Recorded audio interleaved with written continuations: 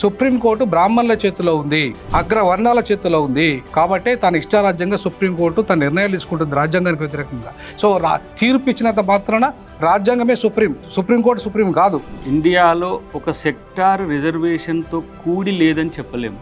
SC reservation ఉంది, ST reservation ఉంది, OBC reservation ఉంది, ఓసీ రిజర్వేషన్ ఉంది, మైనారిటీ రిజర్వేషన్ ఉంది, మహిళా రిజర్వేషన్ వస్తుంది. ఇవ్వకపోతే ఏమవుతుంది? మొన్న జరిగినటువంటి స్థానిక సంస్థల్లో 42% రిజర్వేషన్ ఇవ్వలేకపోయినారు అని మీరు చెప్పినటువంటి ఇంట్రోలో చాలా స్పష్టంగా చెప్పారు. ఎందుకోసం ఇవ్వలేకపోయినారు? కారణం ఏమిటి? మనం చేయాల్సినటువంటి మనం పనిచేసిన తర్వాత కేంద్ర ప్రభుత్వం చేయలేనటువంటి పరిస్థితులు ఉంటే అందరం కూడా మాట్లాడతాం కదా. రిజర్వేషన్లు కేవలం ఎన్నికల తాయిలాలుగా మార్చి కులాల మధ్య ద్వేషాలు పెంచే రాజకీయాలను మేము తీవ్రంగా ఖండిస్తూ ఉన్నాం.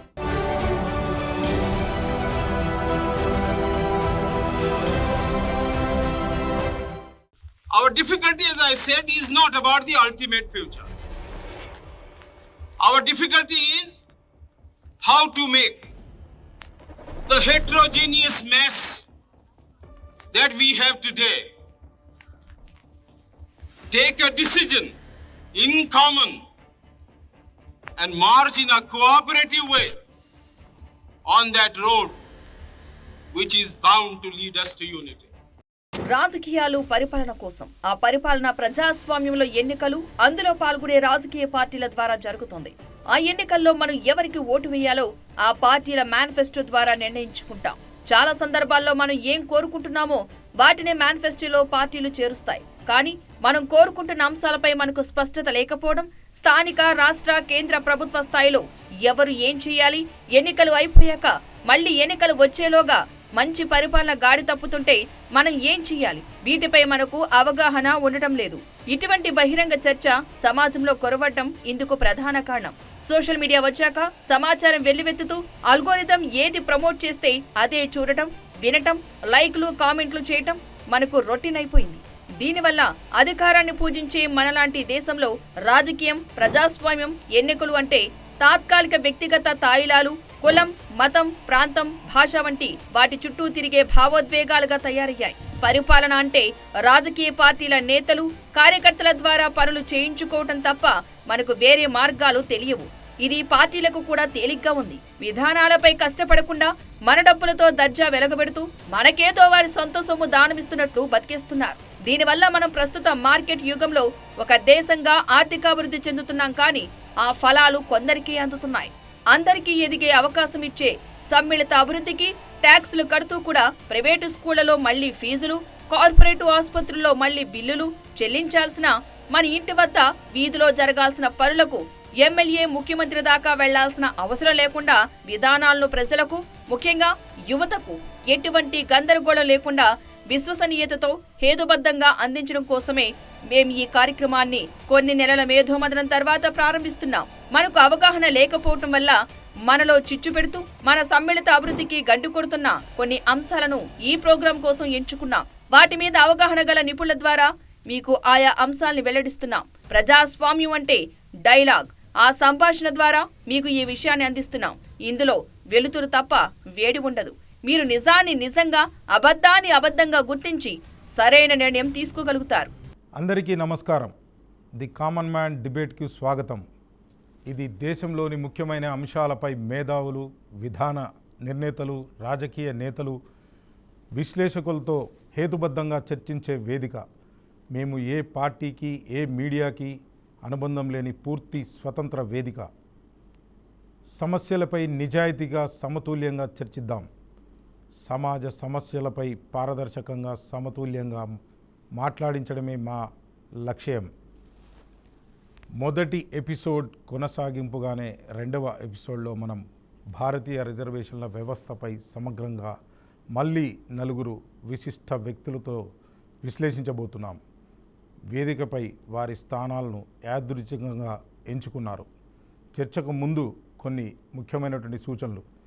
చర్చ సజావుగా సాగడానికి కొన్ని నిబంధనలు ఉన్నాయి. ప్రతి వక్తకు భారతీయ రిజర్వేషన్లపై, వ్యవస్థపై తమ అభిప్రాయాలను వెల్లడించడానికి ప్రారంభ ఉపన్యాసం 5 నిమిషాల సమయం కేటాయించబడుతుంది. మరియు ప్రతి విభాగంలో అడిగే ప్రశ్నకు సమాధానం ఇవ్వడానికి ప్రతి వక్తకు 3 నిమిషాల సమయం ఉంటుంది.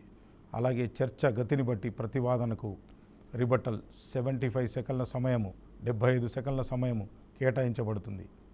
మీ వాదనలు మరియు అభిప్రాయాలు తెలుగు ప్రజలందరికీ స్పష్టంగా చేరవేయడమే మా ప్రయత్నం.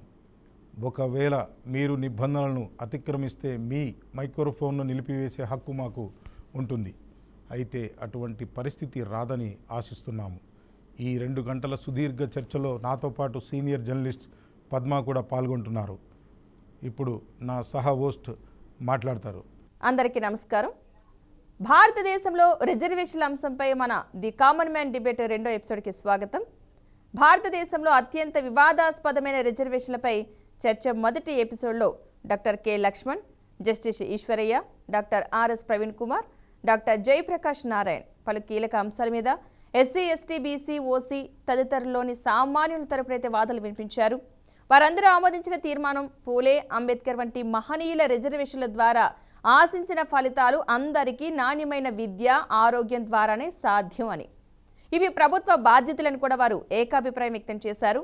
విద్య, నైపుణ్యం, ఉపాధి, ఆదాయం వాటి నుంచి ఆత్మ గౌరవం, సమాజంలో వివక్ష తొలగింపు మరియు సామాజిక ఆర్థిక అసమానత రూపుమాపేటటువంటి సమాజంగా భారతదేశం కావాలి అని అందరూ అభిప్రాయపడ్డారు.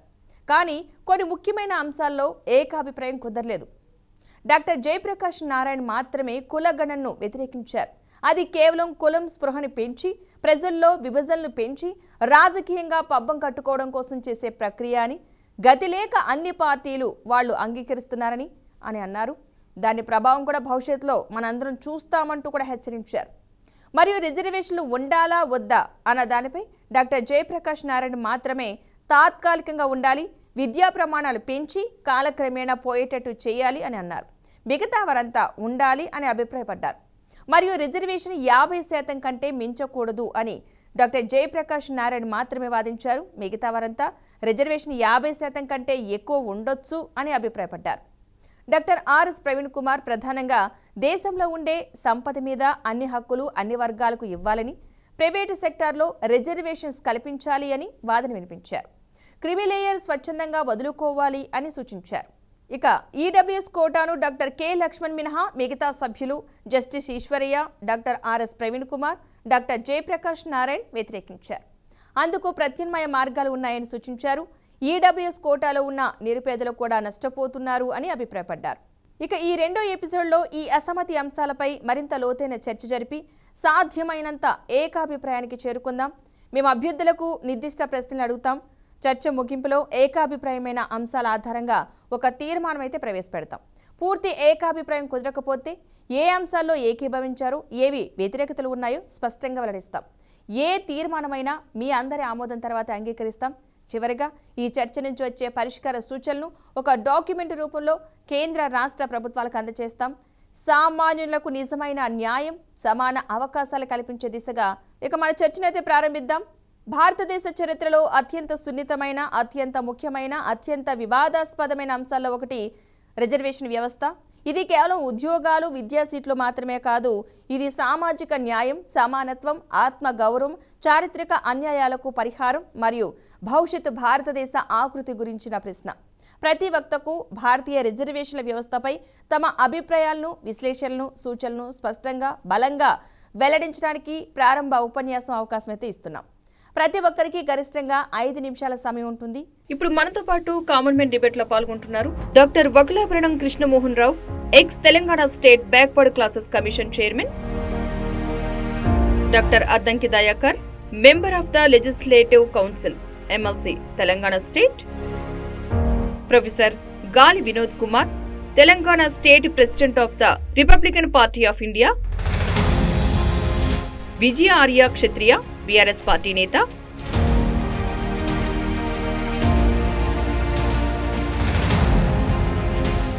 ఇప్పుడు మనం ఒక వీడియో అయితే చూద్దాం.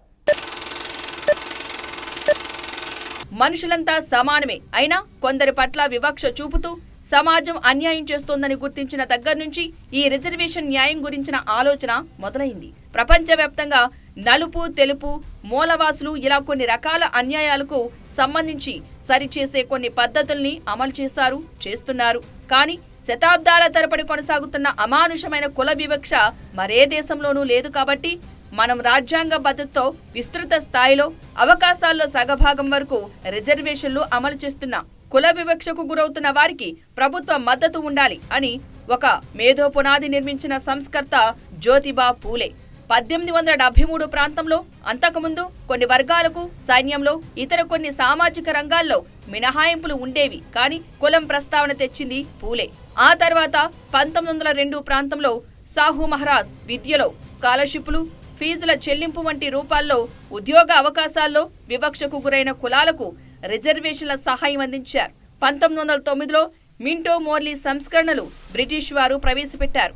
రాజకీయ రిజర్వేషన్లను ముస్లింలకు ప్రత్యేక నియోజకవర్గాలు కల్పించారు. ఆ తర్వాత విద్య ద్వారా తన మేధస్సును వికసింపచేసుకుని ఈ చరిత్రనంతా అధ్యయనం చేసిన డాక్టర్ బిఆర్ అంబేద్కర్ రాజ్యాధికారమే మాస్టర్ కీ అని భావించి దళితులు, ఆ తరహా కులాలకు ముస్లింల తరహాలో ప్రత్యేక నియోజకవర్గాలతో రాజకీయ రిజర్వేషన్లు ఇవ్వాలని లండన్ రౌండ్ టేబుల్లో ప్రతిపాదించారు. అందుకు బ్రిటిష్ వారు ఒప్పుకున్న గాంధీ వ్యతిరేకించారు. ముస్లింల విషయంలో చేసిన పొరపాటును దళితుల విషయంలో చేయవద్దన్నారు. అయినా వినకుండా అమలు చేయాలనుకోవడంతో ఎర్రవాడ జైల్లో ఆమరణ నిరాహార దీక్ష ప్రారంభించారు. దీంతో దళితులు, అంతకంటే వెనుకబడిన వారందరినీ ఎస్సీలుగా ఒక కేటగిరీ చేసి వారికి జనాభా ప్రాతిపదికన సాధారణ రాజకీయ రిజర్వేషన్లు ఇవ్వాలన్న ప్రతిపాదనను అంబేద్కర్ చేశారు. అంటే ప్రత్యేక నియోజకవర్గాలంటూ ఉండవు, కానీ రిజర్వేషన్ ఉంటుంది. దళితుల్లో మెరుగైన అభ్యర్థులను ఎంపిక చేయడానికి ప్రైమరీలు నిర్వహించాలని, వాటిల్లో కేవలం దళితులే ఓటు వేయాలని, ఆ తర్వాత జరిగే ఎన్నికల్లో దళిత అభ్యర్థుల మధ్య ఓటింగ్లో మిగిలిన వారు కూడా పాల్గొనవచ్చని అంబేద్కర్ కోరారు. వీటికి గాంధీ అంగీకరించారు. ఇలా 1932లో పూణే ఒప్పందం జరిగింది. దీన్నే మెక్డొనాల్డ్ అవార్డుగా కూడా చెబుతారు. ఆ తర్వాత రాజ్యాంగ చైర్మన్ గా అంబేద్కర్ ఎంపిక కావటం, అందులో ఎస్సీ ఎస్టీలకు రిజర్వేషన్ జనాభా ప్రాతిపదికన చేర్చటం, వాటిని చట్టసభలు, విద్య, ప్రభుత్వ ఉద్యోగాలకు కూడా విస్తరింపచేయటం తెలిసిందే. అలా 1950లో అమల్లోకి వచ్చిన రాజ్యాంగంలోని ఆర్టికల్ 15, 16 ద్వారా ఎస్సీలకు 15%, ఎస్టీలకు 7.5% రిజర్వేషన్లు ఇచ్చారు. అలా మొదలైన రిజర్వేషన్ల ఫలితాలపై అంబేద్కర్ 5-6 ఏళ్లలోనే తీవ్ర అసంతృప్తి వ్యక్తం చేశారు. రిజర్వేషన్ ద్వారా లబ్ధి పొందిన ప్రభుత్వ ఉద్యోగులు తదితరులు తమ కులాల్లోని దుర్భాగ్యులను పట్టించుకోవడం లేదని, అగ్రవర్ణాల సంస్కృతిని అనుసరిస్తూ తమ పిల్లలకి కూడా రిజర్వేషన్ల ప్రయోజనాలను అందుకోవాలనుకుంటున్నారని అంబేద్కర్ ఆగ్రాలో చేసిన తన చివరి ప్రసంగంలో కన్నీరు పెట్టుకుంటూ విమర్శించారు. యువత ప్రభుత్వ ఉద్యోగాల కోసం కాకుండా సమాజంలో పీడిత వర్గాలకు ఎదిగే అవకాశాల కోసం క్షేత్రస్థాయిలో వాలంటీర్లుగా పనిచేయాలని కోరారు. కానీ అంబేద్కర్ మరణానంతరం ఆయన ఆవేదనని, రిజర్వేషన్ల ద్వారా ఆశించిన ప్రయోజనాల్ని, వాటికి ఆయన అనుకున్న కాల పరిమితిని ఎవరూ పట్టించుకోలేదు. ఏ పార్లమెంటు సమావేశంలోనూ వీటి గురించి చర్చ లేదు. అలా ప్రతి 10 ఏళ్లకు పొడిగించుకుంటూ వెళ్తున్నారు. ఒక వంక రిజర్వేషన్లు పొందుతున్న కులాల్లో దిగువన ఉన్న కోట్లాది మందికి ఆ అవకాశాలు అందటం లేదు. ఇంకో వంక రిజర్వేషన్లు బయట ఉన్న కులాలు తమకేదో అన్యాయం జరిగిపోతుందంటూ వీధి పోరాటాలు, విధ్వంసాలకు దిగుతున్నారు. ఇలా దేశ ప్రజలను 2 వర్గాలుగా చీల్చేసి 2 ఓట్లను పొందే రాజకీయంలో మన పార్టీలు, నేతలు ఆరితేరారు. ఈ నేపథ్యంలోనే మండల్ కమిషన్ నివేదిక ఆధారంగా ఓబీసీలకు 27% రిజర్వేషన్లను యూనియన్ ప్రభుత్వ స్థాయి విద్య, ఉపాధిలో తప్పనిసరి చేస్తూ 1990లో విపి సింగ్ ప్రభుత్వం ఆదేశాలు జారీ చేసింది. 1992లో సుప్రీంకోర్టు ఈ కోటాను ఖరారు చేసింది. కాకా కాలేకర్ కమిటీ తర్వాత బీసీలకు ప్రభుత్వ తోడ్పాటుపై 1979లో జనతా ప్రభుత్వ హయాంలో ఏర్పాటు చేసినది మండల్ కమిషన్. రిజర్వేషన్లకు అంబేద్కర్ చేసిన అంటరానితనం ప్రతిపాదనకు మండల్ కమిషన్ పక్కన పెట్టి వెనుకబాటుతనాన్ని ప్రాతిపదికగా గావించింది. 1992లోనే సుప్రీంకోర్టు ఎస్సీ ఎస్టీ రిజర్వేషన్లో క్రిమిలేయర్ నిబంధన తీసుకురావడంతో పాటు రిజర్వేషన్లు 50% పరిధి దాటకూడదని స్పష్టం చేసింది.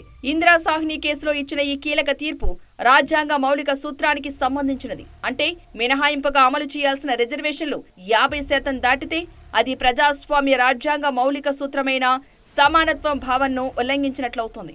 50% పరిమితి అంశాన్ని మండల్ కమిషన్ నివేదిక కూడా ఆమోదిస్తూ ఆ పరిధిలో ఓబీసీ కోటాను నిర్ణయించింది. 77వ రాజ్యాంగ సవరణ ద్వారా 1995 నుండి ఎస్సీ ఎస్టీలకు పదోన్నతుల్లో కూడా రిజర్వేషన్ అమలు ప్రారంభించారు. 1921లో మద్రాసు ప్రెసిడెన్సీలో శూద్రులుగా బీసీలకు రిజర్వేషన్లను అమలు చేసేవారు. స్వాతంత్ర్యం వచ్చాక మండలి కమిషన్ కంటే ముందు కొన్ని రాష్ట్రాలు బీసీ రిజర్వేషన్లు అమలు చేశాయి. బీహార్ లాంటి రాష్ట్రాల్లో అత్యంత వెనుకబడిన ఎంబసీ కోటా కోసం కూడా ఉద్యమాలు జరుగుతున్నాయి. 2019లో 103వ రాజ్యాంగ సవరణ ద్వారా రిజర్వేషన్లకు ప్రాతిపదికను ఆర్థిక వెనుకబాటుతనానికి కూడా విస్తరించారు. ఈడబ్ల్యూఎస్ కోటాగా పిలిచే ఈ విభాగంలో 10% రిజర్వేషన్లను రాజకీయేతర రంగాల్లో ఇస్తారు. అయితే ఇవి ఇప్పటికే రిజర్వేషన్లు ఉన్న కులాలకు వర్తించవు. కేవలం ఓసీ, ఇతర రిజర్వేషన్లేతర కులాలకు మాత్రమే వర్తిస్తాయి. వీటి వల్ల రిజర్వేషన్ల శాతం 50కి మించిపోయినా ఇవి సాంప్రదాయ రిజర్వేషన్ల పరిధిలోకి రావని, పేదలకు ఇచ్చే తోడ్పాటుగానే చూడాలని సుప్రీంకోర్టు పేర్కొంది. తెలుగునాట, కమ్మ, రెడ్డి తదితర కులాల స్థాయిలోని గుజ్జర్లు, మీనాలు, రాజస్థాన్, హర్యానా తదితర రాష్ట్రాల్లో తమకు రిజర్వేషన్లు పెంచాలని లేదా ఇతర కేటగిరీల్లో చేర్చాలని ఆందోళన చేస్తున్నారు. అదేవిధంగా మహారాష్ట్రలో మరాఠాలు, ఈడబ్ల్యూఎస్ రాకముందే తమిళనాడులో 69% దాకా రిజర్వేషన్లు అమలవుతున్నాయి. షెడ్యూల్ 9లో చేర్చడం ద్వారా సుప్రీంకోర్టు జోక్యానికి ఆస్కారం లేకుండా వీటిని అమలు చేస్తున్నారు. అయితే ఈ కేసు ఇంకా విచారణలో ఉంది. అవసరమైతే 9వ షెడ్యూల్ను కూడా సమీక్షిస్తామని సుప్రీంకోర్టు ఇప్పటికే స్పష్టం చేసింది. స్థానిక ప్రభుత్వాల ఎన్నికల్లో బీసీలకు 42% రిజర్వేషన్లు కల్పిస్తామని 2023 తెలంగాణ అసెంబ్లీ ఎన్నికల్లో కాంగ్రెస్ అగ్రనేత రాహుల్ గాంధీ హామీ ఇచ్చారు. అంతకుముందు భారత్ జోడో యాత్ర సందర్భంలో చాలా రాష్ట్రాల్లో ఆయన ఈ వాగ్దానం చేశారు. బీసీలకు స్థానిక ప్రభుత్వాల్లోనే కాదు, విద్య, ఉపాధి, చట్టసభల్లో కూడా రిజర్వేషన్లు కల్పించాలని కొన్ని సంస్థలు, పార్టీలు కోరుతున్నాయి. 2029 నుండి మహిళలకు చట్టసభల్లో 33% రిజర్వేషన్లు అమలయ్యే అవకాశం ఉంది. ఇందులో కూడా ఎస్సీ, ఎస్టీ, ఓబీసీ మహిళలకు కోటా ఇవ్వాలని డిమాండ్లు వినిపిస్తున్నాయి. మరోవంక తెలంగాణలో 42% రిజర్వేషన్లు లేకుండానే పంచాయతీ, మున్సిపల్, కార్పొరేషన్ ఎన్నికల్లో 50%కి పైగా బీసీలు గెలిచారు. చాలా రాష్ట్రాల్లో విద్య, ప్రభుత్వ ఉద్యోగాల్లో ఇదే పరిస్థితి ఉందని బీహార్ కులగణనను కోట్ చేస్తూ కొంతమంది వాదిస్తున్నారు. అదేవిధంగా మండల కమిషన్ నివేదిక ప్రకారం కమ్మ, రెడ్డి వంటి కులాలు కూడా ఓబీసీలు అవుతారు వంటి వాదనలు కూడా వినిపిస్తున్నాయి. ఈ నేపథ్యంలో ప్రజలకు కొన్ని ప్రశ్నలపై స్పష్టత అవసరం. రిజర్వేషన్లు అంబేద్కర్ ఆశించిన దిశ నుండి పక్కకు మళ్ళాయా? బీసీలకు రిజర్వేషన్లు పెంచడం ద్వారా 50% మించి రిజర్వేషన్లు ఇవ్వటం సాధ్యమా? రాహుల్ గాంధీ చెబుతున్నట్లు పార్లమెంటులో చట్టం ద్వారా సుప్రీంకోర్టు నిర్దేశించిన 50% పరిధిని ప్రభుత్వం తొలగించగలదా? అదేవిధంగా హిందూ విశ్వాసం నుండి క్రైస్తవం లేదా ముస్లిం విశ్వాసంలోకి మతం మారిన వారికి రిజర్వేషన్లు వర్తిస్తాయా? వారికి ఈడబ్ల్యూఎస్ కోటా తప్ప మార్గం లేదా? కేవలం మతం పేరు మీద రిజర్వేషన్లు సాధ్యమా? ఇలాంటి ప్రశ్నలు సామాన్యుల్ని వేధిస్తున్నాయి. వీరు రిజర్వేషన్ కులంలో ఉన్నా, ఆ కులాలకు బయట ఉన్నా రిజర్వేషన్ల వల్ల కించెత్తు ఫలితం అందని వారు దేశవ్యాప్తంగా కోట్లాది మంది. ఈ సామాన్య యువతకు న్యాయం చేయడానికి ఏం చేయాలి? రిజర్వేషన్ల లోపల, రిజర్వేషన్ల బయట పరిష్కారాలేమిటి? ఎస్ సార్, ఇప్పుడు వీడియో అయితే మీరు పూర్తిగా చూసినట్టున్నారు. అంటే మాకు ఉన్న సమాచారం కావచ్చు, దాని అంత మేరకైతే ప్రయత్నం చేసాం. మొదటగా మీ ఉపన్యాసానికి టైం అయితే ఇందాక పద్మా గారు చెప్పినట్టు 5 నిమిషాల సమయం అయితే ఉంటుంది. మొదటగా మీరు రాష్ట్రంలో అధికారంలో ఉన్న అద్దంకి దయాకర్ గారితో అయితే ప్రారంభిద్దాం. Right sir? Yes, your time starts now. Yeah, good day. The common man debate voice for India. ఒక మంచి టాపిక్ ఇండియా రిజర్వేషన్స్ అనేది. సో ఇది రాజకీయ నాయకత్వం లేదంటే ఎలైట్ పీపుల్ డిస్కషన్తో పాటు రేపు దీన్ని కామన్ మెన్ వరకు కూడా తీసుకుపోతే మంచిది అనేది నా యొక్క అభిప్రాయం. ఎందుకంటే రాజకీయంగా అఫిలియేషన్ ఉన్న వాళ్ళు రాజకీయంగా మాట్లాడతారు, న్యూట్రల్గా ఉన్న వాళ్ళు న్యూట్రల్గా మాట్లాడతారు. కాబట్టి కామన్ మెన్ కూడా డిఫరెంట్ సెక్టార్స్లో కూడా దీన్ని చర్చ పెడితే మంచిదని నేను ఒక సూచన లాంటిదే ఇది. సో రిజర్వేషన్ ఇండియాలో ఒక సెక్టార్ రిజర్వేషన్తో కూడి లేదని చెప్పలేము. ఎస్సీ రిజర్వేషన్ ఉంది, ఎస్టీ రిజర్వేషన్ ఉంది, ఓబీసీ రిజర్వేషన్ ఉంది, ఓసీ రిజర్వేషన్ ఉంది, మైనారిటీ రిజర్వేషన్ ఉంది, మహిళా రిజర్వేషన్ వస్తుంది. సో మీరు ఒక వర్గం ఏది కూడా రిజర్వేషన్కు దూరంగా ఉన్నట్టు మనకు కనబడదు. కానీ రిజర్వేషన్స్ వాడుకుంటున్నట్టుగా ఒక చర్చ ఎస్సీ ఎస్టీల మీద ఎందుకు వస్తుంది అంటే కాన్స్టిట్యూషనలైజ్డ్ రిజర్వేషన్స్. అవి విద్య, ఉద్యోగ ఉపాధి అవకాశాల్లో రాజ్యాంగబద్ధమైన రిజర్వేషన్లు ఎస్సీ ఎస్టీలకు ఉన్నాయి. ఓబీసీలకు విద్య, ఉపాధి, కొన్ని ప్లేస్లలో ఉద్యోగ ఇవి ఉన్నాయి. ఓసీలకు కూడా మనం ఏం చేసినాం, 10% రిజర్వేషన్ మనం ఈ మధ్య కాలంలో మోదీ గారు వచ్చిన తర్వాత 10% మనం ఈడబ్ల్యూఎస్ రిజర్వేషన్ల ప్రకారం ఇచ్చినాం. సో ఇప్పుడు కనుక ఇప్పుడు బిల్ పాస్ అయింది కాబట్టి అది ఇంప్లిమెంటేషన్కి వస్తే మహిళకు 33% మనము రాజకీయ రిజర్వేషన్లు ఇస్తున్నాం. విద్య విషయంలో వివిధ రాష్ట్రాలు వివిధ రకాలైన ఒక పోకడలతో ఉన్నాయి. సో మైనారిటీకి ఆర్టికల్ 25 కొన్ని అవకాశాలను కల్పిస్తున్నారు. సో ఇప్పుడు ఎవరు మెరిటోరియస్, ఇక్కడ చర్చ అది వస్తుంది. మీరు మెరిట్ను 45 to 47% something subject to correction దాంట్లో పెట్టిండ్రు. కానీ నేను అంటే ఈ 80 years కావస్తున్న ఇప్పటి భారత రిజర్వేషన్లలో ఎవరెంతో వారికంతా అనే నినాదమే భవిష్యత్తులో ప్రజాస్వామికం అయ్యేటట్టున్నది. సో ఎవరు నేను రిజర్వేషన్ కానని చెప్పడానికి లేదు. చాలామంది ఎస్సీస్ మోర్ దాన్ ఎఫిషియన్సీతో ఉంటున్నారు. వాళ్ళు రిజర్వేషన్స్కి బౌండ్ అయి ఉండాల్సి వస్తున్నది. మెరిటోరియస్గా ఉన్న నీకు జనరల్ కేటగిరీలో కూడా ఎలిజిబిలిటీ ఉన్న వాళ్ళు ఎస్సీలకే పరిమితం అవుతున్న పరిస్థితి. అంటే ప్రతిభ విస్తరిస్తున్న క్రమంలో రిజర్వేషన్ రిడ్రెసల్ అవసరమా అంటే ఒకటేమో ప్రతిభ ఆధారంగా వస్తున్నది, రెండు మీకు అన్టచబిలిటీకి ఇచ్చిన రిజర్వేషన్స్ అనేవి ఇంకా అన్టచబుల్గానే ఉన్నాయి. సో ఎంత శాతం ఎస్సీల్లో ఎంపవర్ అయినరు వాళ్ళని మనం బేరీజ్ వేసుకుంటే నాకున్న అంచనా 3 to 4% వరకు ఇప్పటికి మనకు ఎకనామికల్గా కొంత చదువు పరంగా రావచ్చు. కాక అది సొసైటల్ ఒక అణిచివేత, సామాజిక అణిచివేత నుంచి వచ్చిన రిజర్వేషన్లకు మనకిప్పుడు అవకాశం రావాలని ఇచ్చే ఆ రిజర్వేషన్లకు తేడా ఉంది. ఎస్టీ ఉన్నారు, ఎస్టీలను మనం గిరిజనులుగా, ఆదివాసీలుగా, కొండ ప్రాంతాల్లో నివసించే వాళ్ళుగా మనం వాళ్ళకి అవకాశం కల్పించినాం. దాంట్లో షెడ్యూల్డ్ 5, షెడ్యూల్డ్ 6 రెండు ఉంటాయి. అంటే మైదాన ప్రాంత గిరిజనులు ఉంటారు, తర్వాత హిల్ ఏరియా ట్రైబ్స్ ఉంటారు.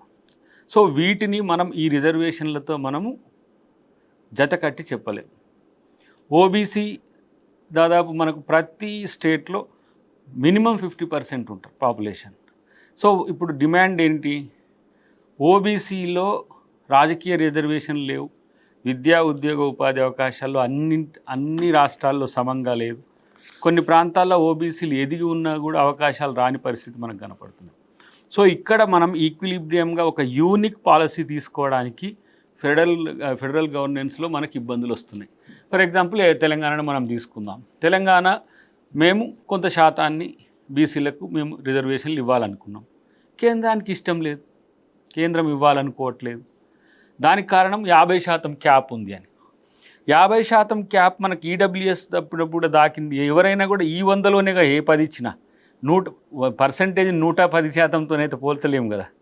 ఉన్న 100 ఉద్యోగాల్లో 10 పక్కన తీస్తే 90ని 100 అనుకోమంటాడు. కానీ అక్కడ 10% మనం కొన్ని రాష్ట్రాల్లో తక్కువ ఉన్న ఎందుకు ఇవ్వగలుగుతున్నామనంటే ఈ ఈడబ్ల్యూఎస్ రిజర్వేషన్లు కూడా జస్టిస్ మెరిటోరియస్ అవుతున్నాయి. ఎందుకు ఆ పరిస్థితి వచ్చింది, ఆర్థిక లేమి ఎస్సీ ఎస్టీల కంటే ఉన్న జాతులు ఏవైతే ఉన్నాయో వాటిలో సమస్య వచ్చింది, అంతే. ఎస్ వకలాభరణం గారు, మీ ఓపెనింగ్ స్టేట్మెంట్. ఎస్ ప్లీజ్ వకలాభరణం గారు. దయాకర్ గారు చాలా సుదీర్ఘంగా చెప్పారు. ఈ వేదిక అద్భుతమైంది. దయాకర్ గారు కానీ లేకపోతే మా ప్రొఫెసర్ గారు కానీ మేము కానీ అందరం ఉద్యమాల నుంచి వచ్చినటువంటి వాళ్ళు, సామాజిక ఉద్యమాలతో మాకు సంబంధాలు ఉన్నాయి. ఇవాళ ఏ రాజకీయ పార్టీలో ఉన్నప్పటికీ మా భావుకత అంతా కూడా మా వర్గాలకు ఏ విధంగా మేలు జరగాలనేటువంటి ఆలోచనతోనే మేము కొనసాగుతూ ఉంటాం.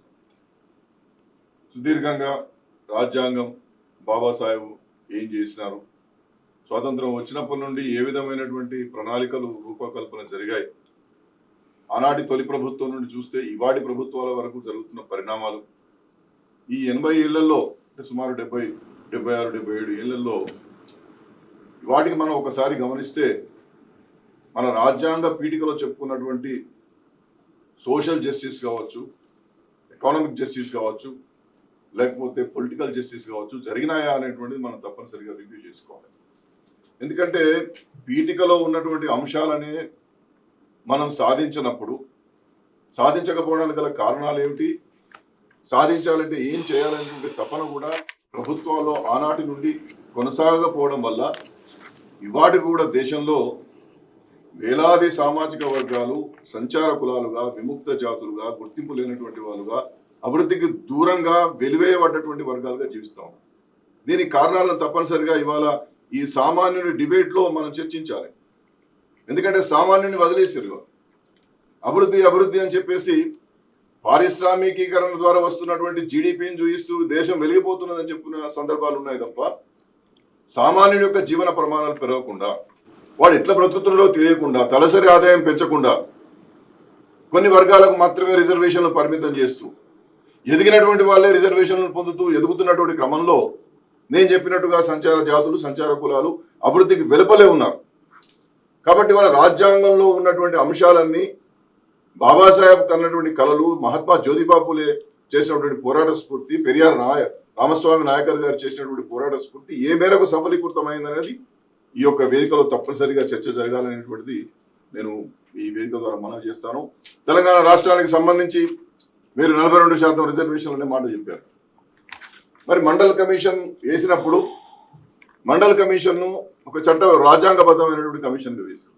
ఆ మండల్ కమిషన్ జడ్జిమెంట్ సందర్భంలో అత్యున్నతమైనటువంటి న్యాయస్థానం ఏం చెప్పింది? ప్రజల యొక్క జీవన ప్రమాణాలను కనుక తీసుకోవాలన్నప్పుడు చట్టబద్ధమైనటువంటి కమిషన్లను వేసి అధ్యయనం చేయించండి, ఒక సివిల్ కోర్టు ఉన్నటువంటి కమిషన్ల ద్వారా చేయించండి అని చెప్పి ఆ మండల్ కమిషన్ జడ్జిమెంట్లో చాలా స్పష్టంగా 9 మందితో కూడినటువంటి రాజ్యాంగ ధర్మాసనం 1992లో చెప్పింది. ఇవాళ 42% ఇద్దామనేటువంటి సంకల్పం ఉన్నటువంటి రాష్ట్ర ప్రభుత్వం చేసినటువంటి ప్రక్రియలు రాజ్యాంగబద్ధంగా ఉన్నాయని ఈ కామన్ వేదికలో చర్చ జరగాలి. కేవలం ఎగ్జిక్యూటివ్ ఆర్డర్స్ ఇచ్చేసి అధికారాలు లేకుండా చేసేటటువంటి కార్యాచరణ వల్ల మళ్ళీ న్యాయస్థానంలో వీగిపోతాయి కదా. ప్రభుత్వాలకు గనక బలహీన వర్గాలకు రాజ్యాధికారంలో వాటా ఇవ్వాలి, స్థానిక సంస్థలో రిజర్వేషన్లు ఇవ్వాలి, సామాన్యుడికి హువార్ ద నీడి ఎవరైతే జెన్యున్ ఉన్నారో ఆ యొక్క సామాజిక వర్గాలకు అవకాశాలు రావాలని చెప్పి కోరుకుంటున్నప్పుడు 42% రిజర్వేషన్లు ఇవ్వాలనుకున్నప్పుడు చట్టబద్ధమైనటువంటి కమిషన్లు వేశారా? చట్టబద్ధమైనటువంటి ప్రక్రియ జరిగిందా? ఈ రాష్ట్రంలో జరిగినటువంటి ఈ ఏదైతే సిపెక్ సర్వే అని చెబుతున్నారో ఆ సిపెక్ సర్వేకు ఉన్నటువంటి సాధికారత ఎంత, పాటించినటువంటి ప్రమాణాలు ఎంత, ఇవన్నీ కూడా ఒకసారి ఆలోచన చేయాల్సినటువంటి అవసరం ఉంటుంది. కాబట్టి నిర్మమాటంగా మనం మాట్లాడుకుందాం. మన రాజకీయ సిద్ధాంతాలు ఏ విధంగా మన వద్ద ఉన్నప్పటికీ, ఏ రాజకీయ పార్టీలకు మేము సంబంధించిన వాళ్ళు అయినప్పటికీ వాస్తవాలను మేము తప్పుపట్టే ప్రయత్నం చేయలేము. రాజ్యాంగం కోరుకున్నటువంటి సామాజిక న్యాయం ఎక్కడికి పోయింది? సమసమాజ నిర్మాణం ఎక్కడికి పోయింది? ఆర్థిక అసమానతలు ఎందుకు తగ్గడం లేదు? రాజ్యాధికారం అంతా కూడా కొంతమంది చేతుల్లో గుత్తాధిపత్యంగా ఎందుకుంటున్నది? రాజ్యాంగం కోరుకున్నటువంటి అధికారులన్నీ ఏ మూలన ఉన్నాయనేటువంటిది వాళ్ళు చర్చ జరగాల్సినటువంటి అవసరం ఉంటుంది. అందుకోసమే నేనేమంటున్నానంటే వాగ్దానాలు చేసి అధికారంలోకి రావాల్సినటువంటి ఏ రాజకీయ పార్టీ అయినా ప్రజలకు తాము ఏమి చేయగలుగుతామో రాజ్యాంగబద్ధంగా చట్టబద్ధంగా చేయగలిగేటటువంటి హామీలను మాత్రం ఇవ్వాలి. ఇవ్వకపోతే ఏమవుతుంది? మొన్న జరిగినటువంటి స్థానిక సంస్థల్లో 42% రిజర్వేషన్లు ఇవ్వలేకపోయినరు అని మీరు చెప్పినటువంటి ఇంట్రోలో చాలా స్పష్టంగా చెప్పారు. ఎందుకోసం ఇవ్వలేకపోయినారు? కారణం ఏమిటి? మనం చేయాల్సినటువంటి మనం పనిచేసిన తర్వాత కేంద్ర ప్రభుత్వం చేయలేనటువంటి పరిస్థితులు ఉంటే అందరం కూడా మాట్లాడతాం కదా. ఏ రాజకీయ పార్టీలో ఉన్నప్పటికీ మన వర్గాలకు న్యాయం జరగాలని చెప్పి కోరుకుంటున్నప్పుడు తప్పనిసరిగా అదే మాట్లాడతాం కదా. బాబాసాహెబ్ మనకు అదే నేర్పించింది కదా, జ్యోతిబాబులు అదే నేర్పించింది కదా. కాబట్టి ఇతరుల మీద నిప్పం వేసేదానికంటే కూడా మనం చట్టబద్ధంగా పోరాటం చేసినప్పుడు న్యాయం జరుగుతున్నది నా అభిప్రాయం. రైట్. వగలభరణం గారు, మీరు మళ్ళీ కొన్ని ప్రశ్నలు సంధించినట్టున్నారు. అసలు యాక్చువల్గా మేము అడిగిన ప్రశ్నే అది దానికి. రైట్, యా ప్లీజ్ పద్మ గారు. రైట్, విజయార్య గారు. అందరికీ నమస్కారం. భారతదేశ చరిత్రలో రిజర్వేషన్లు అనేవి కేవలం కొన్ని ఉద్యోగాలకో సీట్లకో పరిమితమైన అంశం కాదు. ఇది శతాబ్దాల తరబడి అణచివేతలకు గురైన కోట్లాది మంది ఆత్మగౌరవానికి సంబంధించిన రాజ్యాంగపు హక్కు. బాబాసాహెబ్ అంబేద్కర్ గారు రిజర్వేషన్లు ఒక రక్షణ కవచంగా మనకు అందించారు. సామాజిక న్యాయం అంటే కేవలం కాగితాల మీద రాసుకోవడం కాదు, అది క్షేత్రస్థాయిలో సామాన్యుడికి చేరినప్పుడే దానికి సార్థకత లభిస్తుంది. ఈరోజు మనం 2 కోణాల్లో ఈ సమస్యను చూడాలి. ఒకటి, ప్రభుత్వాలు తమ ప్రాథమిక బాధ్యతలను నాణ్యమైన విద్యా వైద్యం అందించడంలో విఫలమవుతూ ఆ వైఫల్యాన్ని కప్పిపుచ్చుకోవడానికి గాను రిజర్వేషన్లు ఒక రాజకీయ పావుగా వాడుకుంటున్నాయి. 2, జనాభాలో అత్యధికంగా ఉన్న బీసీ, ఎస్సీ, ఎస్టీ వర్గాలకు సంబంధించిన సంపదలో అధికారంలో వారికి వాటా దక్కాల్సిన అవసరం ఉంది, కానీ దక్కకపోవడం శోచనీయం. మా వాదన చాలా స్పష్టం. నాణ్యమైన విద్యే పునాది. రిజర్వేషన్లు ఉన్నత స్థాయిలో ఫలితాలు ఇవ్వాలంటే ప్రాథమిక స్థాయిలోనే ప్రభుత్వ పాఠశాలల్లో నాణ్యమైన విద్య అందాలి. అప్పుడే మా బహుజన బిడ్డలు ఐఐటీలు ఐఐఎంలలో ఒత్తిడి లేకుండా రాణించగలరు. మా బీఆర్ఎస్ పార్టీ ప్రభుత్వం ప్రవేశపెట్టిన గురుకుల పాఠశాలల వ్యవస్థ దీనికి ఓ గొప్ప నిదర్శనం. ఇది భారతదేశంలోని అన్ని ఆయా రాష్ట్రాలలో మరి విద్యా విధానాలలో ప్రవేశపెడుతున్న సందర్భాన్ని మేము గుర్తు చేస్తూ ఉన్నాం. జనాభా నిష్పత్తి ప్రకారం వాటా, ఎవరి జనాభా ఎంతో వారికి అంత వాటా ఉండాల్సిన అవసరం ఉన్నది అన్నదే మా నినాదం. అందుకే కులగణన జరగాలని మేము బలంగా కోరుకుంటున్నాం. అది ప్రజల మధ్య విభజన కోసం కాదు, సామాజిక అవసరాలను శాస్త్రీయంగా అంచనా వేయడం కోసం మాత్రమనే విషయాన్ని మీకు ప్రస్ఫుటపరుస్తూ ఉన్నాం. ప్రైవేటు రంగంలో భాగస్వామ్యం, ప్రభుత్వ రంగం కుంచుకుపోతున్న ఈ తరుణంలో ప్రైవేటు రంగంలో కూడా బహుజన యువతకు అవకాశాలు దక్కాల్సిన అవసరం ఉన్నది. సంపద కేవలం 10% మంది చేతుల్లోనే ఉంటే అది సామాజిక సమతుల్యతను దెబ్బతీసినట్లుగా ఉంటుందనేది మరి మా భావన. రాజ్యాంగబద్ధమైన సురాజ్యం, సుపరిపాలన, ప్రజా సాధికారత ప్రస్తుత అవసరాలుగా దేశ ప్రజలకు ఉన్నాయి. మరి అవి అందాలి అంటే రిజర్వేషన్ల ద్వారా కుల వివక్షత పోవాలని, ఆర్థిక స్థితిగతులు మెరుగుపడాలని మేము ఆశిస్తున్నాం. కానీ రిజర్వేషన్లు కేవలం ఎన్నికల తాయిలాలుగా మార్చి కులాల మధ్య ద్వేషాలు పెంచే రాజకీయాలను మేము తీవ్రంగా ఖండిస్తూ ఉన్నాం. చివరగా అంబేద్కర్ గారు ఆశించినట్లుగా రిజర్వేషన్లందరికీ ఆత్మగౌరవాన్ని, ఆర్థిక స్వావలంబనను ఇచ్చే దిశగా ఉండాలి తప్ప పేదరికాన్ని కేవలం నిర్వహించే సాధనాలుగా మిగిలిపోకూడదు అనేది మా భావన. ఈ చర్చ ద్వారా సామాజిక న్యాయం కోసం ఒక నిర్మాణాత్మకమైన మార్గం దొరుకుతుందని మేము ఆశిస్తూ ఉన్నాం. జై హింద్, జై భారత్, జై తెలంగాణ. రైట్. ప్రొఫెసర్ గాలి వినోద్ గారు, ముఖ్యంగా మీ స్వతంత్ర ఛానల్కి common man debate voice for India, the Indian reservations అనే అంశం మీద ప్రధానంగా చాలామందికి రిజర్వేషన్లు అంటే ఏదో భిక్షగా, ఎవరో ఇస్తున్న, ఏ ప్రభుత్వాలు ఇస్తున్న భిక్షగా చాలామంది భావిస్తున్నారు. అందుకే మేము ఇస్తున్నాం రిజర్వేషన్లని, 42% మేము ఇస్తున్నాం అని చెప్పేసి కాంగ్రెస్ ఇలా బీసీలకు ఏదో భిక్షగా ఇస్తున్నట్టుగా అదొక అంశంగా ఇవాళ చర్చ పెట్టింది. కానీ రిజర్వేషన్స్ రిప్రజెంటేషన్ ఎవరైతే సామాజిక రిప్రజెంటేషన్ లేకపోయినా, ఆర్థిక రిప్రజెంటేషన్ లేకపోయినా, ఉద్యోగ రంగంలో లేకపోయినా, ఉద్యోగ రంగంలో లేకపోయినా, రాజకీయంగా లేకపోయినా, సో ఆయా వెనకబడిన వర్గాలకి ఇప్పటిదాకా ఎందుకు ఈ రిప్రజెంటేషన్ ఇవ్వాలంటే, ఇవాళ ఈ దేశంలో అగ్రవర్ణాలుగా చెప్పబడుతున్న వాళ్ళు ప్రధానంగా బ్రాహ్మణులు. ఇవాళ వాళ్ళు మొత్తం విద్యను వాళ్ళ చేతిలోకి తీసుకున్నారు. క్షత్రియులు ఏం చేశారు? అధికారాన్ని వాళ్ళ చేతిలో తీసుకున్నారు. వైశ్యులు ఏం చేశారు? ఇవాళ సంపదను వాళ్ళ చేతిలోకి తీసుకున్నారు. సో ఈ త్రివర్ణాలు టోటల్గా ఈ దేశంలో ఉన్న సంపదను, అధికారాన్ని, ఇవాళ విద్యను తమ చేతుల్లోకి తీసుకోవడం వల్ల ఈ 3 అంశాలు బీసీలకు, ఎస్సీ ఎస్టీలకు అందలేదు, చివరికి మహిళలకు కూడా అందలేదు. సో ఆ క్రమంలో మరి వీళ్ళ రిప్రజెంటేషన్ కావాలి. బ్రిటిష్ వాళ్ళు వచ్చారు, వచ్చిన తర్వాత వీళ్ళ రిప్రజెంటేషన్ గురించి ఆలోచన చేసి మహిళలకు రిప్రజెంటేషన్ ఇచ్చారు, అలాగే ఎస్సీలకు, ఎస్టీలకు ఇచ్చారు, బీసీలకు ఇచ్చారు. ఈవెన్ ఏ వర్గాలు ఉన్నాయో ఆయా వర్గాలన్నిటికీ రిప్రజెంటేషన్ ఇవ్వడం వల్లనే మీరు రాజ్యాంగ నిర్మాణ సభలో ఎన్నికైన వాళ్ళు మరి ఎంతమంది అన్ని వర్గాల నుండి రావాలి కదా. కానీ మీరు చూడండి, 299 మంది రాజ్యాంగ సభలో ఉంటే దగ్గర 200 సభ్యులంతా కూడా ఒక్క బ్రాహ్మణులే ఉన్నారు. ఈ రోజు వరకు కూడా మీరు చూడండి, ఓసీలు 63% ఉద్యోగ రంగంలో ఉన్నారు. వాళ్ళ జనాభా ఎంత? కేవలం 10%. దాంతో మళ్ళీ 63% ఉండగా వాళ్ళకి ఈడబ్ల్యూఎస్ అదనంగా వచ్చింది.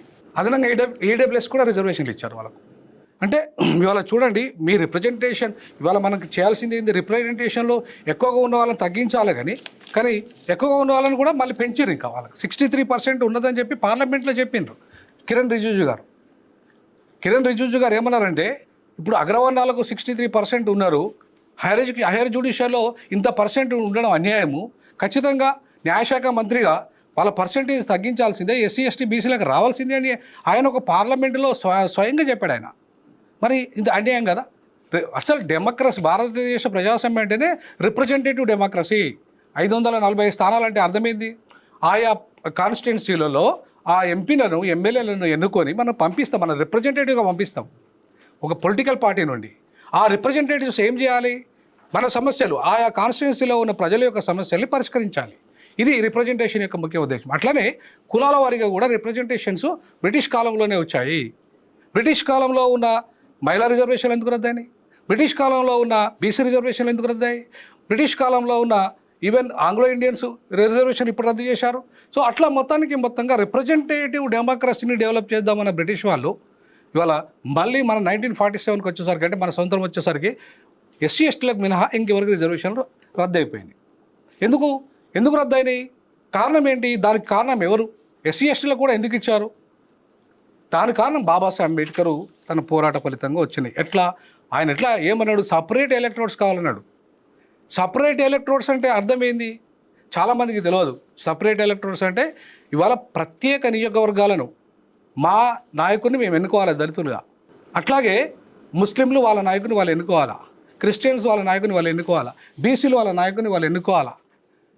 ఈ రకంగా ఎవరి కులాల నాయకులను వాళ్ళు ఎన్నుకోవాలి. దానికి మతాన్ని అనవసరంగా జోడించి అసలు కులం పరంగా ఇచ్చిన రిప్రజెంటేషన్స్ని దాన్ని దళితులకు ప్రధానంగా ఎస్సీ ఎస్టీలకు మతపరమైన అంశాన్ని చేర్చారు గాంధీ గారు మతపరమైన అంశాన్ని చేర్చి ఇవాళ ద్రోహం చేశాడు దళితులకు. కమ్యూనల్ అవార్డును వ్యతిరేకించిన గాంధీ గారు మొదటిసారిగా ఆయన ఆమరణ నిరాహార దీక్ష చేసి తన జీవితకాలంలో సత్యాగ్రహం చేశాడు. ఎప్పుడు కూడా సత్యాగ్రహం అంటే ఏంది? పోవాలి, పొద్దునప్పుడే టిఫిన్ ఏదో చేయాలి, పోయి కూర్చోవాలి, సాయంత్రం మళ్ళీ విరమించుకోవాలి. అట్లాంటి వాడు ఆమరణ నిరాహార దీక్ష తన జీవితకాలంలో ఎన్నడూ చేయలే. దేనికోసం చేశాడు? ఎర్రవాడ జైల్లో ఆమరణ నిరాహార దీక్ష దేనికోసం చేశాడు? ప్రత్యేక నియోజకవర్గాలు నేను ఒప్పుకోను దళితులకు ఇచ్చే కమ్యూనల్ అవార్డుని. దాంతో ఏమైంది? మా వాళ్ళంతా కూడా బానిసలు అయిపోయారు. ఇప్పటికీ మంత్రులు బానిసలే, ఎమ్మెల్యేలు బానిసలే, మా వాళ్ళు గెలిచిన రిజర్వేషన్లలో దళితులంతా బానిసలుగా మిగిలిపోయారు. ఎస్ సార్, ఇప్పుడు దీనిపైన ఏమైనా అబ్జెక్షన్స్? Yes please. 75 సెకండ్స్ అవసరం. నో 1 సెకండ్ మళ్ళీ మీరే ఒక్క నిమిషం సార్. ఇప్పుడు ఇక్కడ ఓపెనింగ్ స్టేట్మెంట్స్ అయితే చెప్పడం జరిగింది చాలా చక్కగా అని భావిస్తున్నాము. మళ్ళీ మాకే రివర్స్ క్వశ్చన్స్ అయితే వేయడం జరిగిందని మాకు అనిపించింది, మాకు అర్థమైన దానిలో. సో ప్రస్తుతం దీనిపైన మీకు ఏమైనా అబ్జెక్షన్స్ నలుగురిలో ఎవరున్నా కానీ 75 సెకండ్స్ మాత్రమే ఇస్తాం. అది సో ఎవరైనా చెప్పొచ్చు. అది హ్యాండ్ రైస్ చేసి స్టార్ట్ చేయండి. మళ్ళీ మీరే చెప్తారా? ఎందుకంటే నాది కంప్లీట్ కాలే, ఇన్కంప్లీట్గా ఉంది. నో దానికి నెక్స్ట్ ఇవ్వగలుగుతాము, దానికి మాట్లాడదాము. దీంట్లో ఎవరైనా రిబటల్ రేస్ చేయగలుగుతారా? ఈడబ్ల్యూఎస్ పైన మాట్లాడారు దీనిపైన అంటే 75 సెకండ్స్ ఓన్లీ. Yes please. భారత ప్రభుత్వము అలాగే ఆయా పార్టీల అధిష్టానాల ద్వంద్వ వైఖరి వల్ల ఈడబ్ల్యూఎస్ వచ్చింది. ఎందుకంటే వాళ్ళు కావాలనే బీసీ రిజర్వేషన్ శాతాన్ని తగ్గించాలి, బీసీ రిజర్వేషన్ అసలు ఇవ్వద్దు అనే ఒక కారాఖండి తత్వంతో అన్ని అధికార పార్టీల అధిష్టానాలన్నీ కలుపుకొని మాట్లాడుకొని ఈడబ్ల్యూఎస్ని పాస్ చేయడం జరిగింది. ఇది వాస్తవం. ఎట్లా అంటే అప్పటికే 16% కంటే ఎక్కువ ఉన్నటువంటి ఎస్సీ రిజర్వేషన్స్, 8% ఎక్కువ శాతం ఉన్నటువంటి ఎస్టీ రిజర్వేషన్స్, అలాగే టోటల్ 6 మతాలకు సంబంధించినటువంటి మొత్తం మైనారిటీస్ 19% కంటే ఎక్కువ ఉన్నటువంటి మైనారిటీ రిజర్వేషన్స్ మొత్తం కలుపుకుంటే వచ్చేది 44% వస్తుంది. 44% ప్లస్ ఈ 10% కలుపుకుంటే ఆల్రెడీ 54-55% వెళ్ళిపోయినప్పుడు సుప్రీంకోర్టు ఈరోజు క్యాప్ 50% అని అనడం ఎంతవరకు సమంజసం? అది రాంగ్. ఎందుకనంటే ఇది ఎట్లయినా చెయ్యొద్దు, బీసీ రిజర్వేషన్స్ను అసలు కానివ్వద్దు. ఎందుకంటే ఆనాడు గాంధీ కలలు కన్నాడు బీసీలకు రిజర్వేషన్స్ ఇవ్వద్దని, అంబేద్కర్ గారు పోరాటం చేశారు బీసీల కోసం. కంప్లీట్ అంబేద్కర్ గారు పోరాటం చేసిండ్రు. ఈరోజు గాంధీ గాడ్సే వాదులు వర్సెస్ పూలే, సాహు, అంబేద్కర్, కాన్షీరామ్ వారసుల మధ్య జరుగుతున్న వార్ ఎవరు గెలుస్తారనేది ఇప్పుడు ఈడబ్ల్యూఎస్ రిజర్వేషన్లకు మేము వ్యతిరేకం కాదు. ఇప్పుడు రిప్రజెంటేటివ్ డెమోక్రసీలో నేను ఇంతకుముందే చెప్పాను, 63% వాళ్ళు ఓసీలుగా ఉన్నప్పుడు, వాళ్ళ పర్సంటేజ్ ఉన్నప్పుడు, అది నేను చెప్పిన మంత్రి గారే చెప్పారు. మరి మళ్ళీ 10% ఎట్లా పెంచుతారు వాళ్ళకి? ఏ బేస్ అంటే దానికి క్యాలిక్యులేషన్ ఏంటి? వాళ్ళ పేదరికం అనే క్యాలిక్యులేషన్ ఉందనుకుందాం. సరే, పేదరికంలో ఎంతమంది పేదరికంలో ఉన్నారు? 3% పేదలు ఉన్నారు. 3% పేదలు ఉన్నప్పుడు వాళ్ళకు ఆర్థికంగా వాళ్ళ పథకాలు ఇవ్వాలి. పేదలు ఉన్న వాళ్ళకు సపరేట్ స్కూల్స్ పెట్టాలి, డెవలప్మెంట్కు వాళ్ళకు సపరేట్ పథకాలు పెట్టాలి. కానీ రిజర్వేషన్ ఇప్పటికే 63% వాళ్ళు అనుభవిస్తున్నా కూడా మళ్ళీ 10% అదనంగా అగ్రవర్ణాలకు ఇవ్వడం ఏంటి? అది ఏ బెస్ట్? మీకు కనీసం ఏ లెక్కలు ఉన్నాయి? మీ దగ్గర ఏ కమిషన్లు వేశారు? సో కాబట్టి ఇవాళ కమిషన్స్ రిపోర్ట్స్ మీదనే ఆధారపడి నాటి మండల్ కమిషన్ అంటే నాటి కాకా కాలేకర్ కమిషన్ నుండి మొదలుకుంటే మండల్ కమిషన్ వరకు బీసీలకు రిజర్వేషన్లు వచ్చినాయి, ఎస్సీ ఎస్టీలకు రిజర్వేషన్లు వచ్చినాయి. మరి నీకు ఏ కమిషన్ ఉంది? ఏ కమిషన్లో స్పష్టమైన ఆధారాలు ఉన్నాయి? కాబట్టి ఏమంటున్నామంటే మీరు అత్యధికంగా 63% అనుభవిస్తున్న అగ్రవర్ణాలకు రిజర్వేషన్లు ఇవ్వడం రాజ్యాంగ వ్యతిరేకము, రాజ్యాంగబద్ధం కాదు. కాబట్టి రాజ్యాంగబద్ధం కాని రిజర్వేషన్లను అమలు చేస్తున్నారు. రాజ్యాంగబద్ధమైన బీసీలను వెనకబాటుకు మాత్రం ఇది రాజ్యాంగబద్ధత కల్పిస్తలేరు. ఇది ఎక్కడి న్యాయం చెప్పండి? సో ప్రజాస్వామ్యంలో రిప్రజెంటేషన్ లేకుండా అయిపోయింది బీసీలకి. ఎస్ వగ్లాభరణం గారు, బీజేపీ మీరు ఆన్సర్ చేయాల్సి ఉంటుంది దీనికి. బీజేపీ నుంచి ఏం చెప్తారు మీరు? ఈడబ్ల్యూఎస్ సరే అదేనా అక్రమమా సక్రమమా అనే దాని గురించి అయితే ప్రొఫెసర్ గారు మాట్లాడటం జరిగింది. మీరు బీజేపీ తరఫున ఏం చెప్పగలుగుతారు? అంటే ఈడబ్ల్యూఎస్ ఎకనామికల్లీ వీకర్ సెక్షన్స్ అనేటువంటివి రిజర్వేషన్లు సామాజిక సమతౌల్యానికి ఉపయోగపడతాయనేటువంటి ఒక చర్చ జరిగింది. వ్యక్తిగతంగా ఉద్యమకారులుగా మేము కానీ మా దయన్న కానీ ప్రొఫెసర్ గారు కానీ మేమందరం కూడా ఈ విషయంలో మాకు పెద్దగా వ్యక్తిగతంగా వ్యతిరేకత లేదు. ఇక్కడ చేయాల్సిందల్లా ఏంటంటే ఇప్పుడు వారు ఏమన్నారు, ఏ కమిషన్ ఇచ్చినటువంటి నివేదిక ఆధారంగా ఈడబ్ల్యూఎస్ రిజర్వేషన్లు తీసుకున్నారనేటువంటి ఒక మాట చెప్తారు. అందుకని అప్పుడు మేజర్ జనరల్ సిన్హా అనేటువంటి ఒక పెద్ద ఆయనను యూపీఏ గవర్నమెంట్ ఉన్నప్పుడే మేజర్ జనరల్ సిన్హా గారిని ఈ ఎకనామికల్లీ బ్యాక్వర్డ్ క్లాసెస్ కమిషన్ అని వేసి దాని ద్వారా రిపోర్ట్ తీసుకున్నాం. ఆ రిపోర్ట్ ఆధారంగా మోడీ గారు అధికారంలోకి వచ్చిన తర్వాత ఈడబ్ల్యూఎస్ను అమల్లోకి తీసుకొచ్చారు.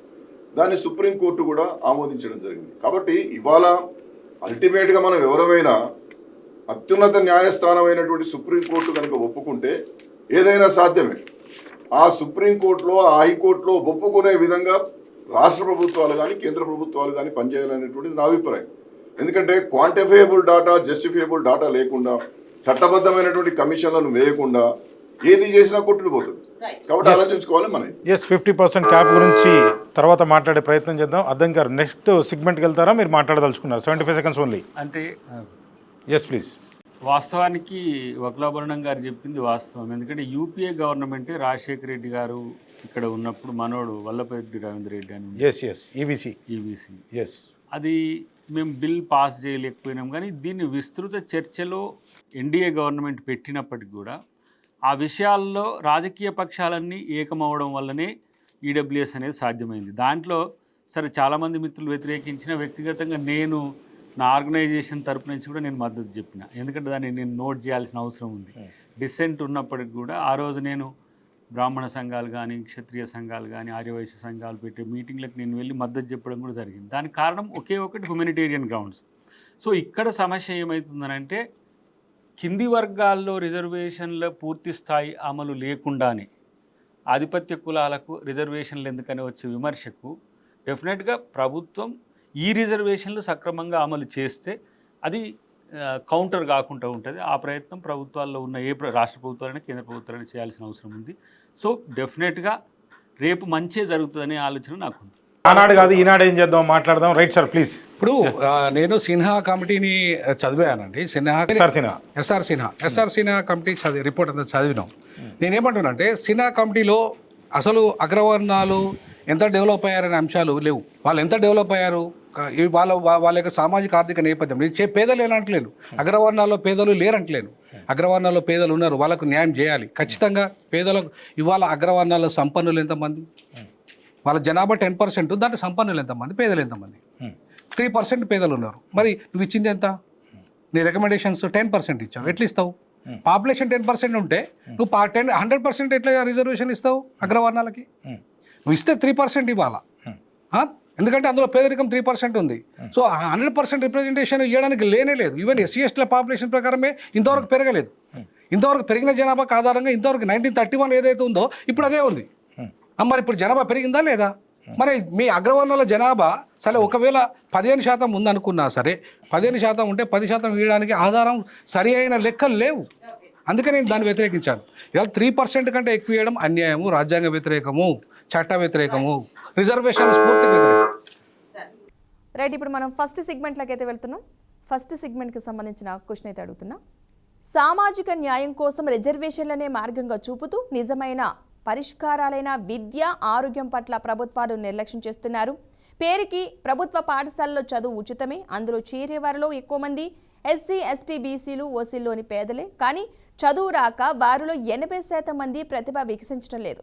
స్కూల్ స్థాయిలో రిజర్వేషన్లు కూడా లేవు. అయితే పాఠశాల స్థాయి చదువు సరిగ్గా లేకపోవడం వల్ల ఆ పై స్థాయిలో రిజర్వేషన్లను వారు సద్వినియోగం గావించుకోలేకపోతున్నారు. వారిలో ఐఐటీలు వంటి సీట్లు సంపాదించుకున్న వారు కూడా చాలా మానసిక ఒత్తిడికి లోనవుతున్నారు. ఉపాధి రంగాలకు అవసరమైన నైపుణ్యాల్ని అందరూ ప్రదర్శించలేకపోతున్నారు. మరోవంక రిజర్వేషన్లు లేని వారు తమకు రావాల్సిన అవకాశాలను రిజర్వేషన్లోని వారు లాగేసుకుంటున్నారని అపోహపడుతున్నారు. ఈ రాజకీయ రిజర్వేషన్ల విషయానికొస్తే దళితులు, ఆదివాసీలు, మహిళలు, బీసీలకు 75% పైగా రిజర్వేషన్లు అమలవుతున్న స్థానిక ప్రభుత్వాల్లో కనీస అధికారాలు, నిధులు లేవు. సామాజిక న్యాయానికి రిజర్వేషన్లనే పరిష్కారంగా చూపుతూ వివిధ కులాలు, మతాల మధ్య చిచ్చు పెట్టి లబ్ధి పొందడం తప్ప ప్రభుత్వం తాను చేయాల్సిన విద్య, ఆరోగ్యం, స్థానిక ప్రభుత్వాల సాధికారత, చట్టబద్ధ పాలన వంటి బాధ్యతల్లో ఘోరంగా విఫలమవటం వల్ల సమాజం, పేదలు నష్టపోతున్నారా? సామాజిక న్యాయ రాజకీయం వర్సెస్ కేంద్రంలో, రాష్ట్రాల్లో ప్రభుత్వాలు తన మౌలిక బాధ్యతల్లో విఫలమవటమే పెద్ద సమస్య. ఎస్ ప్రొఫెసర్ గారు. ఎస్, విద్య అనేది ఇవాళ జీవితాన్ని మార్చడానికి, సమాజాన్ని మార్చడానికి ఒక ఆయుధం. కానీ ఏమవుతుంది, ఇవాళ ఇంటర్నేషనల్ స్కూల్ లేదంటే కార్పొరేట్ స్కూల్ ఇట్లా రకరకాల 42 రకాల విద్య ఇవాళ తెలంగాణలో కానీ దేశంలో కానీ కొనసాగుతుంది. దానివల్ల ఏమవుతుంది, విద్యారంగంలో అసమానతలు వస్తున్నాయి. దళితులలో ఫర్ ఎగ్జాంపుల్ ఎదిగిన పిల్లలు ఇంటర్నేషనల్ స్కూల్లో చదువుతారు, అదే కూలి పిల్లలు ఊర్లలో చదువుతారు. ఇక్కడ కూడా వాళ్ళకు కనీస ఇన్ఫ్రాస్ట్రక్చర్ ఉండదు, కనీసం బ్లాక్ బోర్డ్ ఉండదు, కనీసం టీచర్ ఉండడు. మరి ఈ క్రమంలో దళితులలో డబ్బున్న వాళ్ళు, పేదలు ఒకటేనా? ఆ రకమైన విద్య అట్లాగే వివిధ కులాల మధ్య కూడా ఉన్నత వర్గాలు, సంపన్న వర్గాలంతా కూడా పెద్ద పెద్ద స్కూళ్ళలో ఇంటర్నేషనల్ ఆక్రిడ్జ్ అని ఇట్లా రకరకాల స్కూళ్ళలో చదివిస్తున్నారు. సో విద్య అనేది కామన్ ఎడ్యుకేషన్ సిస్టమ్ కనుక ఉంటే అందరికీ, అమెరికాలో ఈవెన్ అమెరికా అనేది అక్కడ ప్రైవేట్ అంటే అక్కడ వెల్ఫేర్ స్టేట్ కాకపోయినా ప్రైవేట్ వెల్ఫేర్ స్టేట్ అయినా కూడా ఇవాళ అమెరికా కామన్ స్కూల్ సిస్టాన్ని పెట్టింది. అక్కడ రాష్ట్రపతి అంటే ప్రెసిడెంట్ ఆఫ్ అమెరికా అయినా సరే, కామన్ రిక్షా పుల్లర్ అయినా సరే వాళ్ళ పిల్లల్ని కామన్ స్కూల్లో చదివాలి. అప్పుడు ఏమవుతుంది, సమానంగా పోటీ వస్తుంది, సమానంగా అవకాశాలు వస్తాయి, సమానంగా ప్రతిభ పెరుగుతుంది. కానీ భారతదేశానికి వచ్చేసరికి కులానికో విద్య, ఎస్సీలకో విద్య, ఎస్టీలకో విద్య, మైనార్టీలకో విద్య, బీసీలకో విద్య, అందులో ఇంటర్నేషనల్ విద్య వేరే, కార్పొరేట్ విద్య వేరే. ఈ రకమైన అసమానతల కారణంగా విద్యలో నైపుణ్యత అనేది చాలా కుంగిపోయింది. ఇది తప్పు. కేంద్ర ప్రభుత్వం, రాష్ట్ర ప్రభుత్వాల పాలసీలోనే తప్పు ఉంది. సో ఆ పాలసీని మార్చాల్సిన అవసరం ఉంది. ఇవాళ రిజర్వేషన్లు, విద్యా ఉద్యోగ రంగాలు అనేది పర్మనెంట్గా ఉంటాయి. రాజకీయ రంగాలు మాత్రమే 10%, 10%, 10 ఇయర్స్కి ఒకసారి రివ్యూ చేయమన్నాడు అంబేద్కర్. చాలామంది కన్ఫ్యూజన్ ఏంటంటే ఇవాళ రాజకీయ రిజర్వేషన్లు, విద్యా ఉద్యోగ రిజర్వేషన్లు 10 ఏళ్ళు మాత్రమే ఉండాలని అన్నాడు అంబేద్కర్ అనే మాట చెప్తున్నారు. అది తప్పు. కేవలం విద్యా ఉద్యోగ రంగాలు అనే దాంట్లో ఎక్కడ పరిమితి లేదు, రాజకీయ రంగాలు మాత్రమే పరిమితి ఉంది. సో 10 ఇయర్స్ అనేది రాజకీయ రంగాలు, ఎందుకంటే బానిసత్వం ఉన్నది. మామూలు మంత్రులైనా, ఎమ్మెల్యేలైనా, రాష్ట్రపతి అయినా చివరికి ఎవరైనా అన్టచబిలిటీ ఉన్నది. అగ్రవర్ణాల దగ్గర బానిసలుగానే ఉన్నారు. మన వాళ్ళకి అన్యాయం జరుగుతుండగా మాట్లాడే పరిస్థితి లేదు, అక్కడ నోరు విప్పే పరిస్థితి లేదు. ఆ ఎమ్మెల్సీ కావచ్చు, మా ఎంపీ కావచ్చు, ఎమ్మెల్యేలు కావచ్చు, మంత్రులు కావచ్చు, ఎవరైనా నోరు విప్పిన పరిస్థితి. ఎందుకంటే వాళ్ళ సీటు ఉంటుందా, పోతుందా, ఊడిపోతుందా తెలియదు. ఒకవేళ ప్రశ్నిస్తే పాపం మా దయాకరణకు ఆ విషయాలన్నీ తెలుసు. ఏమంటున్నానంటే ఇవాళ ఈ బానిసత్వానికి కారణమైన గాంధీ, ఆయన ఏదైతే సపరేట్ ఎలక్ట్రోడ్స్ను వ్యతిరేకించాడో, ఆ సపరేట్ ఎలక్ట్రోడ్స్ వ్యతిరేకించి జాయింట్ ఎలక్ట్రోడ్స్ తెచ్చాడో అదే మూల కారణం ఇలా బానిసత్వానికి. సో కాబట్టి ఇప్పటికైనా కూడా దళితులు సపరేట్ ఎలక్ట్రోడ్స్ కోసం కొట్లాడాల్సిన అవసరం ఉంది. మా నాయకుని మేమే ఎన్నుకోవాలి, మా అభివృద్ధి పథకాలు మేమే రచించుకోవాలి.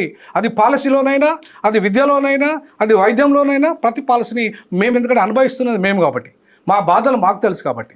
సో కాబట్టి ఇవాళ చాలామంది గాంధేయవాదులు, ముఖ్యంగా కాంగ్రెస్ అండ్ గాంధీ ఇవాళ చాలా ద్రోహం చేశారు దళితులకు, ఈ వెనుకబడ్డ వర్గాలకు, మైనార్టీలకు, ఈ ఇతర కులాలకు. కాబట్టి ఇప్పటికైనా దాంట్లో మార్పు తీసుకురావాల్సిన అవసరం ఉంది. విద్యారంగంలో, వైద్య రంగంలో, రాజకీయ రంగంలో. ఎస్ అద్దంకి గారు. అంటే ఎడ్యుకేషన్ సిస్టంలో ఒక క్వాలిటేటివ్ చేంజ్ రావాలి. అసలు ఫస్ట్ కామన్ ఎడ్యుకేషన్ సిస్టమ్ వస్తే వాళ్ళ ప్రతిభలకు సరైన గీటురాయిగా ఉండే అవకాశం ఉంటుంది. రెండవది ఏంటంటే ఇప్పటికీ కూడా ఇతర దేశాలతో పోలిస్తే అంటే దేశాల పేర్లు అక్కర్లేదు కానీ వాటితో పోలిస్తే మనది అక్షరాస్యత శాతాన్ని పెంచే చదివే తప్పితే స్కిల్తోనో లేకపోతే ఉపాధి అవకాశాలనో ఉద్యోగాలనో లేకపోతే ఎంటర్ప్రీనర్షిప్ను మనము తీసుకునే స్థాయిలో స్టడీ లేకపోవడం అనేది ఒక సమస్య. అయితే రాజ్యాంగంలో వాటికి సంబంధించి స్పష్టమైన ఆదేశాలు ఉన్నాయి. అయినప్పటికీ కూడా కొంత మనం ఒక లేజీ ఎడ్యుకేషన్ సిస్టమ్ని ఫాలో అవుతున్నామా అని అనిపిస్తుంది.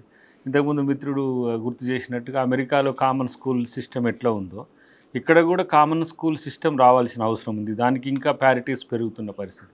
కానీ రిజర్వేషన్ అనేది ఒక అవకాశం అయ్యే స్థితి నుంచి రిజర్వేషన్ ఒక అడ్డంకిగా మారిన పరిస్థితి కూడా మనకి ఇక్కడ కనబడుతుంది. అంటే ఇంకా ఐఐటి, ఐఐఎం లేకపోతే IIIT అట్లాంటి వాటిల్లో ఎంతమందికి పేద పిల్లలకు ఇర్రెస్పెక్టివ్ ఆఫ్ కమ్యూనిటీస్ ఎంతమంది పేద పిల్లలకు సీట్లు వస్తాయి, ఒకవేళ సీట్లు వచ్చిన చదివించే స్థితి వాళ్ళకు ఉందా, ఉంటే ఒకవేళ వస్తే వాళ్ళు మేధో వలస పేరు మీద ఇతర దేశాలకు పోయే పరిస్థితి ఉంది ఇండియాకు సర్వీస్ చేయకుండా. సో ఇది కొంత సమస్య అవుతున్నది. ఇప్పుడు మీరు రిజర్వ్డ్ కేటగిరీలో చదవని, జనరల్ కేటగిరీలో చదవని, ఇంకే కేటగిరీలో చదివినా వాళ్ళు ఏం చేస్తారు, ఇక్కడ అవకాశాలు రాకుంటే ఇతర దేశాలకు పోయే పరిస్థితి. అప్పుడు మన దేశానికి ఎట్లా ప్రొడక్టివ్ అవుతారు వాళ్ళు అనేది ఒక నాకు కనిపిస్తుంది. రెండవది ఏంటంటే డెఫినెట్గా ఫ్రీ ఎడ్యుకేషన్, ఫ్రీ హెల్త్, ఇవి రెండు మనం ఫోర్స్ఫుల్గా నిర్బంధంగా మనం అందించాల్సిన అవసరం ఉంది. దాంతో ఏమవుతుందంటే డబ్బున్నోళ్ళు చదువుకోవడం ప్రైవేట్ స్కూల్స్ ఇప్పుడు ఎన్ని రకాల 10 రకాల స్కూల్స్ పెట్టవచ్చు మనం. సో అట్లనే ఒక విద్యార్థి చదువుకోవడానికి ఎకనామిక్ బ్యారియర్ ఉండొద్దు. ఒక పేదవాళ్ళ నుంచి ఉన్నత వర్గాల వరకు ఆరోగ్యం విషయంలో కూడా బ్యారియర్ ఉండకుండా ఉండగలిగితే ఇవి రెండు చాలా సమస్యలు తీసుకొస్తున్నాయి, ఏది వ్యక్తులకు లేకపోతే సమాజానికి. అట్లా ఒక విద్యను, నాణ్యమైన విద్యను అందించే ప్రయత్నం చేస్తే బాగుంటుందని నా యొక్క ఆలోచన. బట్ ఇప్పుడు తెలంగాణ ప్రభుత్వం కొంత విద్యా వైద్యం వైపు చాలా ఎక్కువ కాన్సన్ట్రేట్ చేస్తున్నది.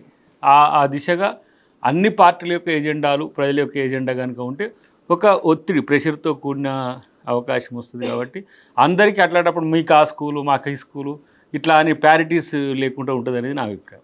ఎస్, మీరు మళ్ళీ క్వశ్చన్ అడుగుతున్నారు. మీరు 55-60 సంవత్సరాలు కూడా అధికారంలో ఉండి చేయలేదని తర్వాత నెక్స్ట్లో అడిగే ప్రయత్నం చేద్దాం.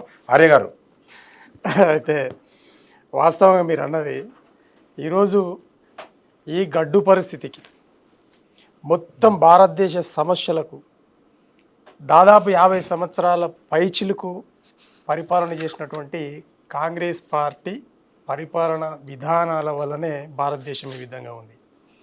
ఇది వాస్తవం కూడా. అయితే జాతీయ పార్టీల విధి విధానం ఎట్లా ఉందంటే ఒరిజినల్గా అసలు ఇన్స్ట్రుమెంట్ ఏంది, ఒక పేదవాడికి, అది ఏ కులముడన్నా కానీ పేదవాడికి విద్య అనేదే ఇన్స్ట్రుమెంట్. ఆ ఇన్స్ట్రుమెంట్ నిర్వీర్యం చేస్తే ఖతమైపోయాయి. వాని పేదరికం అట్లనే ఉంటుంది, వాడు ఎదగడు. ఆ మొక్కకు నీళ్లు పోయాల్సిన ప్రభుత్వాలు, తల్లిదండ్రి పాత్ర వహించాల్సిన ప్రభుత్వాలు గత 3000 సంవత్సరాల నుండి రాజ్యాలు కోల్పోయి రాజరిక కుటుంబాల నుండి, అలాగే సైన్యం నుండి, తర్వాత ఆనాటి బానిస ప్రజల నుండి ఈరోజు బీసీలుగా, ఎస్సీలుగా, ఎస్టీలుగా, అలాగే కుల వివక్షతకు తట్టుకోలేక మరి మైనారిటీలుగా మారినటువంటి ఈ సమాజాన్ని మరి ఉద్ధరించాలి అని అంటే ఒక్క భారత రాజ్యాంగం తప్పిస్తే వేరే. ఈ సినారియోలో రీజనల్ పార్టీస్ అనేటివి చాలా చక్కగా భారత రాజ్యాంగాన్ని అమలు చేస్తూ ఉన్నాయి. ఇప్పుడు ప్రస్తుతానికి అందరం తెలంగాణ ఉద్యమం చేసినాం, తెలంగాణ రాష్ట్రాన్ని తెచ్చుకున్నాం. బట్ ఆయా పార్టీలలో మనం ఉన్నాం. ఈరోజు తెలంగాణ ఈరోజు నంబర్ 1 స్టేట్గా నిలబడ్డది అని అంటే అది కేసీఆర్ గారి దూరదృష్టి, విజనరీ లీడర్షిప్ వల్ల ఈరోజు నంబర్ 1 స్టేట్గా నిలబడ్డది. అది ప్రత్యేకించి విద్యా వ్యవస్థలో గురుకులాలకు సంబంధించినంత వరకు ఈరోజు మోడల్ ఆఫ్ ద స్టేట్, మొత్తం దేశానికే మోడల్గా ఉన్నది. ఇది వాస్తవం అయినటువంటి మరి ఆ విధి విధానాలు అమలు చేసినటువంటి నాయకత్వమే ఈ విద్యా విధానాన్ని సరిచేయకపోతే ఎవరు చేస్తారు? కాబట్టి మేము ఖచ్చితంగా జాతీయ పార్టీలు వీటి ఖచ్చితంగా దోషులుగా నేను తెలియజేస్తాం. ఎస్, వక్లాపర్ణ గారు. పూలే గారు ఏమన్నారంటే education is the most powerful instrument of social liberation అని చెప్పారు. విద్య సామాజిక విముక్తికి తలుపు, సమాన అవకాశాల తలుపు దాటే మార్గం అని చెప్పారు. కాబట్టి ఇది ఆనాడు పూలే గారు సమాజంలో బలీయమైన మార్పు రావాలి, విద్య ద్వారానే చైతన్యం వస్తుందని చెప్పి ఒక స్ఫూర్తివంతమైనటువంటి నాయకత్వాన్ని అందించినప్పటికీ తొలి ప్రభుత్వం నుండి చూసినప్పుడు ఆనాడు విద్యకు ఏమాత్రం ప్రాధాన్యం ఇవ్వలేదు, రిజర్వేషన్లకు ప్రాధాన్యం ఇవ్వలేదు, సమానత్వానికి ప్రాధాన్యం ఇవ్వలేదు. గ్రామీణ ప్రాంతంలో ఉన్నటువంటి చదువుకు, పట్టణాల్లో ఉన్నటువంటి చదువుకు, గ్రామీణ ప్రాంతాల్లో అరకొర వసతులతో ఉన్నటువంటి ప్రభుత్వ పాఠశాలకు, నగరాల్లో ఉన్నటువంటి కార్పొరేటివ్ పాఠశాలకు మధ్య ఆ విద్యార్థులకు మధ్య తేడా చూసినప్పుడు తప్పనిసరిగా చాలా తేడా కనిపిస్తుంది. కానీ ఆ యొక్క తారతమ్యాలను, ఆ భేదాలను, ఆ అసమానతలను గుర్తించి ఒక ప్రణాళికాబద్ధమైనటువంటి ప్రణాళికలు వేయకపోవడం ద్వారా ఈ పరిస్థితి ఏర్పడింది. పరిణామ క్రమంలో కాంగ్రెస్ పార్టీకి సంబంధించినటువంటి విషయమైన పివి నరసింహారావు గారు నవోదయ పాఠశాలలు పెట్టారు. కానీ తర్వాత దాని పరిస్థితి ఏమైంది? ఆ నవోదయ పాఠశాలలు వారి ప్రభుత్వమే మళ్ళీ UPA 2లో అవన్నీ కూడా నిర్వీర్యం అయిపోయినాయి. గ్రామీణ ప్రాంతాల్లో ఉన్నటువంటి సామాన్యుడికి కార్పొరేట్ విద్యను అందించాలనే సంకల్పంతో పివి నరసింహారావు గారు పెట్టినటువంటి విద్య UPA 1, UPA 2కి వచ్చేసరికి వాళ్ళు టీచర్స్ను అపాయింట్ చేయలేదు, దానికి సరి అయినటువంటి వసతులు ఇవ్వలేదు. ఆ జవహర్ నవోదయ పాఠశాల అంతా కూడా నిర్వీర్యం అయిపోయింది. ఇవాళ మోడీ గారు వచ్చిన తర్వాత మళ్ళీ దాన్ని HRD ద్వారా భారీ ఎత్తున నిధులిచ్చి అన్ని రాష్ట్ర ప్రభుత్వాలకు చాలా సమృద్ధిగా నిధులు ఇస్తా ఉన్నారు. కానీ ఆ నిధులను ఏం చేస్తా ఉన్నారు? రాష్ట్రాలకు వచ్చేసరికి వీరు వేరే వైపు డైవర్ట్ చేస్తూ ఉన్నారు. పథకం పేరు పెడుతున్నారు కానీ నిధులు పాఠశాల కోసం ఖర్చు చేయడానికి పరిస్థితి వస్తున్నారు. కాబట్టి ప్రజలలో మార్పు రావాల్సినటువంటి అవసరం ఉన్నది. మీరు ఆనాడు ఇప్పుడు విద్యకు రిజర్వేషన్కు సంబంధం ఏందని మీరు అన్నప్పటికీ 1951లో బాబాసాహెబ్ అంబేద్కర్ గారు వారు చాలా స్పష్టంగా వారు చెప్పింది ఏంటంటే, మీరు 340 ఆర్టికల్ ప్రకారం ఒక కమిషన్ ఆఫ్ ఎంక్వైరీస్ వేసి, ఒక బీసీ కమిషన్ వేసి, ఈ బీసీలో ఉన్నటువంటి కూడా ఈ అసమానతను తొలగించడానికి కమిషన్ ద్వారా నిజాలను తేల్చండి అని చెప్పి నెహ్రూ గారిని కోరితే, కాకాసాహెబ్ కాలేకర్ కమిషన్ ఎప్పుడు వేశారు? 53లో వేశారు. 55లో రిపోర్ట్ ఇస్తే ఆ రిపోర్ట్ను బుట్ట దాఖలు చేశారు. కాబట్టి ఇవాళ తొలి అడుగు నుండే కాంగ్రెస్ పార్టీ బలహీన వర్గాలను నిరోధించేటటువంటి కార్యక్రమము, సమాజంలో వారిని భాగస్వాములను చేసేటటువంటి కార్యక్రమాన్ని నెహ్రూ ప్రభుత్వం ఎప్పుడు చేయలేదు, ఇందిరాగాంధీ గారి ప్రభుత్వం చేయలేదు, దాని తర్వాత రాజీవ్ గాంధీ గారి ప్రభుత్వం చేయలేదు, దాని తర్వాత UPA ప్రభుత్వం కూడా చేయలేదు. కాబట్టి తప్పనిసరిగా గమనించుకోవాలి మనం. ఎస్, ఒక క్విక్ క్వశ్చన్ అర్థం గారు, మీరు నాకు అర్థం కాలే క్వశ్చన్ ఇది. ఇందాక 75 సెకండ్స్ మాత్రమే మీకు సమయం ఉంటుంది క్వశ్చన్ తర్వాత. మీరు ఫ్రీ ఎడ్యుకేషన్, ఫ్రీ హెల్త్ అన్నారు, నాకు అర్థం కాలేదు, ఆల్రెడీ ఉంది. సో ప్రస్తుతానికి నేను ఒకటి ఐడెంటిఫై చేసిన, ప్రభుత్వాలన్నీ కూడా విద్య ఆరోగ్యంలో విఫలం అయి రిజర్వేషన్లను సామాజిక న్యాయంగా చూపిస్తున్నారంటే మీరు ఏం చెప్తారు?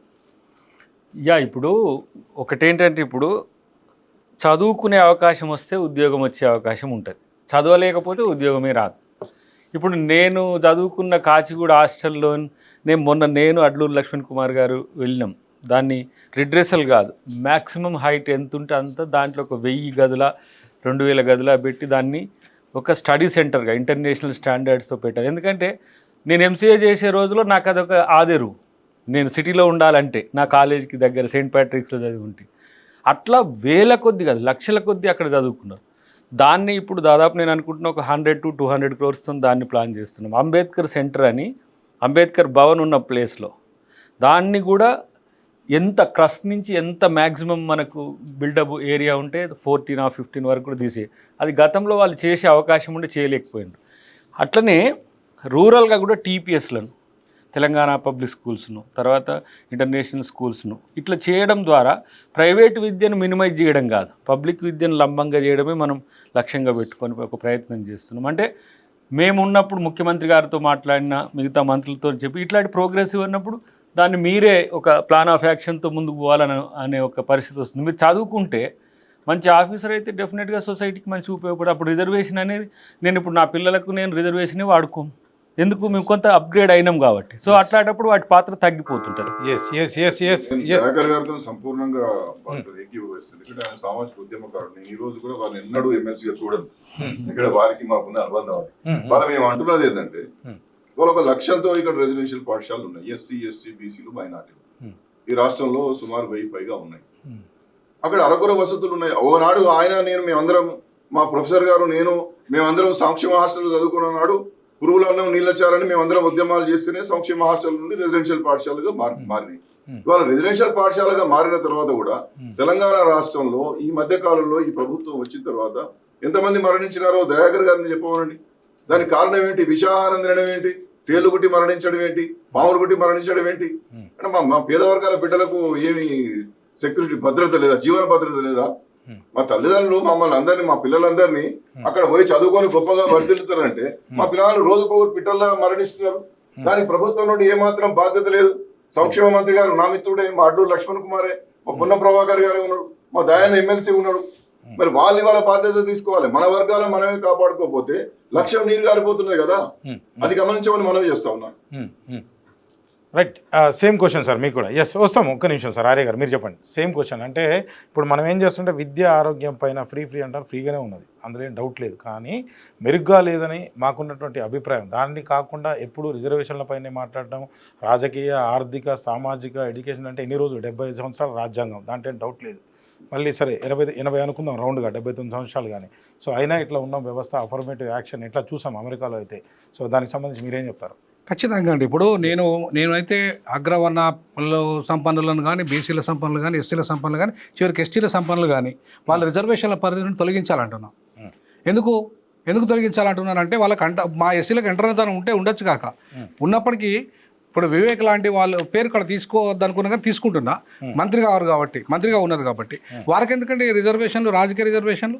వారు ఎందుకు ఒక సామాన్యుడు నాలాంటి వాడు, అద్దెంకి దయాకర్ లాంటి వాడు అక్కడ పోటీ చేస్తాడు అది రిజర్వేషన్ క్రిమిలేయర్లు ఓపెన్లో పోటీ చేయొచ్చుగా.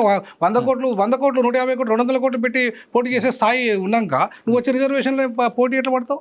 సో అట్లనే విద్యా ఉద్యోగ రంగాల్లో కూడా ఇవాళ వాళ్ళ ఐఏఎస్ పిల్లలు, ఐపీఎస్ల పిల్లలు, ఇవాళ నేను నా 2 పిల్లలకు రిజర్వేషన్లు వదులుకున్నా. నేను ఉద్యోగమే రాజీనామా చేసిన సామాజిక న్యాయం కోసం, బీసీ ముఖ్యమంత్రి సాధన కోసం. ఇట్లాంటి పరిస్థితులలో ఇప్పుడు మేము మాలాంటి వాళ్ళం చిన్న ఉద్యోగాలు చేసిన వాళ్ళ మీద వదులుకున్నప్పుడు మీరు ఎందుకు వదులుకోరు రిజర్వేషన్ స్థానాలను? రాజకీయ రిజర్వేషన్ల స్థానాలు మీరు ఎందుకు వదులుకోరు? మీరెందుకు విద్యా ఉద్యోగ రంగాలలో మీ పిల్లలు వస్తారు రిజర్వేషన్ల పరంగా? కాబట్టి క్రిమీ లేయర్ అనేది ఈ అన్ని వర్గాలకు, పేద వర్గాలకు రావాలి. రిజర్వేషన్ పేద వర్గాలకే పొందాలి, సంపన్న వర్గాలకు కాదు. ఖచ్చితంగా. ఎస్ ఆర్య గారు, దీని తర్వాత ఇంకో క్విక్ క్వశ్చన్ ఉంది, చెప్పండి. ప్రిన్సిపల్ గారి ముచ్చటతో నేను ఏకీభవించట్లేదు. ఎందుకంటే క్రిమిలేయర్ ఖచ్చితంగా ఎందుకు ఇప్పుడిప్పుడు ఎదుగుతున్న సమాజాలు కాబట్టి, ఒక్క వివేకు కోటీశ్వరుడు అయినంత మాత్రాన ఆ సమాజం అంతా కోటీశ్వరుడు కాలేదు కాబట్టి, లేదు ఒక మోదీ గారు ఓసీ అయినా బీసీ సామాజిక వర్గం అని సర్టిఫికేట్ ఇచ్చి బీసీ ప్రధానమంత్రి అని చెప్పుకుంటూ బీసీలందరూ నాగం చేస్తున్నటువంటి భారతీయ జనతా పార్టీ కూడా ఎందరో బీసీలు కోటీశ్వరులు ఉన్నారు. బట్ క్రిమిలేయర్ అనేది ఇప్పుడిప్పుడు ఎదుగుతున్న సమాజం కాబట్టి వాళ్ళకి క్రిమిలేయర్ అవసరం లేదు. వాళ్ళకి 100% రిజర్వేషన్స్ ఉండాల్సిందే. ఎప్పటి వరకు? కుల వివక్షత ఉన్నంత వరకు.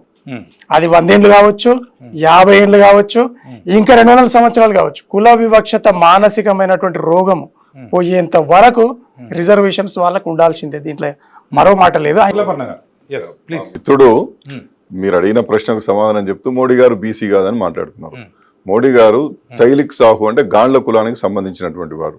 ఆయన ముఖ్యమంత్రిగా ఉన్నప్పుడు ఆ కులాన్ని కలుపుకోలే, ప్రధానమంత్రి అయిన తర్వాత కలుపుకోలే. ఆయన అది ఎప్పుడైతే బీసీ కమిషన్ వేసినరో 94లో అప్పుడే బీసీ కమిషన్ విచారణ జరిపి గాండ్ల కులాన్ని బీసీలలో కలిపారు. మీరు గాండ్ల కులం ఎక్కడున్నదని మనందరికీ తెలుసు కదా. కాబట్టి అది గాండ్ల కులము బీసీ జాబితాలో కలిసినప్పుడు జబీల్ దాస్ గుప్తా అని చెప్పి కాంగ్రెస్ ముఖ్యమంత్రి గారు అన్నారు. ఆ విధంగానే ఇక్కడికి సెంట్రల్ గవర్నమెంట్ లో కూడా వాజ్పేయి గారు ప్రధానమంత్రిగా ఉన్నప్పటికీ నరేంద్ర మోడీ గారు ఏ రాజకీయ పరమైనటువంటి పదవిలో లేడు. కాబట్టి ఇవాళ గౌరవ రాహుల్ గాంధీ గారు పదే నరేంద్ర మోడీ గారు బీసీ కాదు అనేటువంటి మాట చెప్తారు. అంటే ఉన్నతమైనటువంటి దశలో ఉన్నటువంటి వారు వ్యక్తిగతమైనటువంటి ఒక ప్రధానమంత్రి స్థాయి వ్యక్తి మీద ఆరోపణలు చేస్తున్నప్పుడు కొంత సాధికారికంగా మాట్లాడితే బాగుంటది. గాండ్ల కులం దేశమంతా బీసీలే కాబట్టి ఆ గాండ్ల కులానికి సంబంధించినటువంటి నరేంద్ర మోడీ గారు కూడా బీసీ. కాబట్టి ఈ దేశానికి ఒక బీసీ ప్రధానమంత్రి ఉన్నాడని చెప్పి మాలాంటి వాళ్ళందరం కూడా గర్వపడుతున్నాం. దాన్ని గమనించుకోమని చెప్పి మనం చేస్తున్నాం.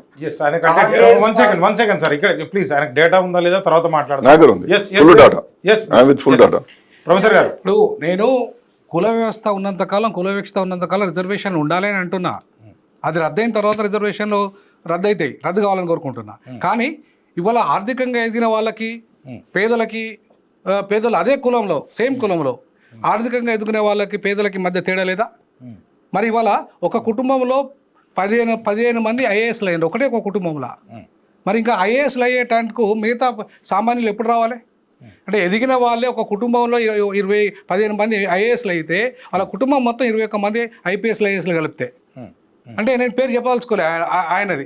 కానీ మరి ఏంటి పరిస్థితి? మిగతా వాళ్ళకి అవకాశాలు రావద్దా? మిగతా అదే కులంలో మిగతా వాళ్ళకి రావాలా? ఈయన రిజర్వేషన్లను కనుక ఈయన కనుక ఎక్స్క్లూడ్ చేసుకోగలిగితే మిగతా వాళ్ళకి అవకాశం వస్తుంది అక్కడ. అంతేగాని రిజర్వేషన్లు అంటే అనుభవించిన వాళ్ళే అనుభవించాలి, పొందిన వాళ్ళే పొందాలి, ఎస్సీలలో కూడా అనుభవించిన వాళ్ళే అనుభవించాలి. ఒక ఎమ్మెల్యే రిజర్వేషన్లు 40 ఏళ్ళు ఎమ్మెల్యే ఉంటాడు, మినిస్టర్ అవుతాడు. మా వరంగల్ జిల్లాలో 40 ఏళ్ళు మినిస్టర్గా ఉన్నాడు ఆయన. ఏంటి మరి మిగతా వాళ్ళ అవకాశాలు వద్దా? మరి ఎట్లా వాళ్ళు ఇప్పటికి సంపన్నులు అయిపోయారు, విపరీతమైన సంపన్నులు అయిపోయారు వాళ్ళు అట్లనే ఉంటే ఎట్లా? మిగతా వాళ్ళకి అవకాశాలు రావాలి కదా.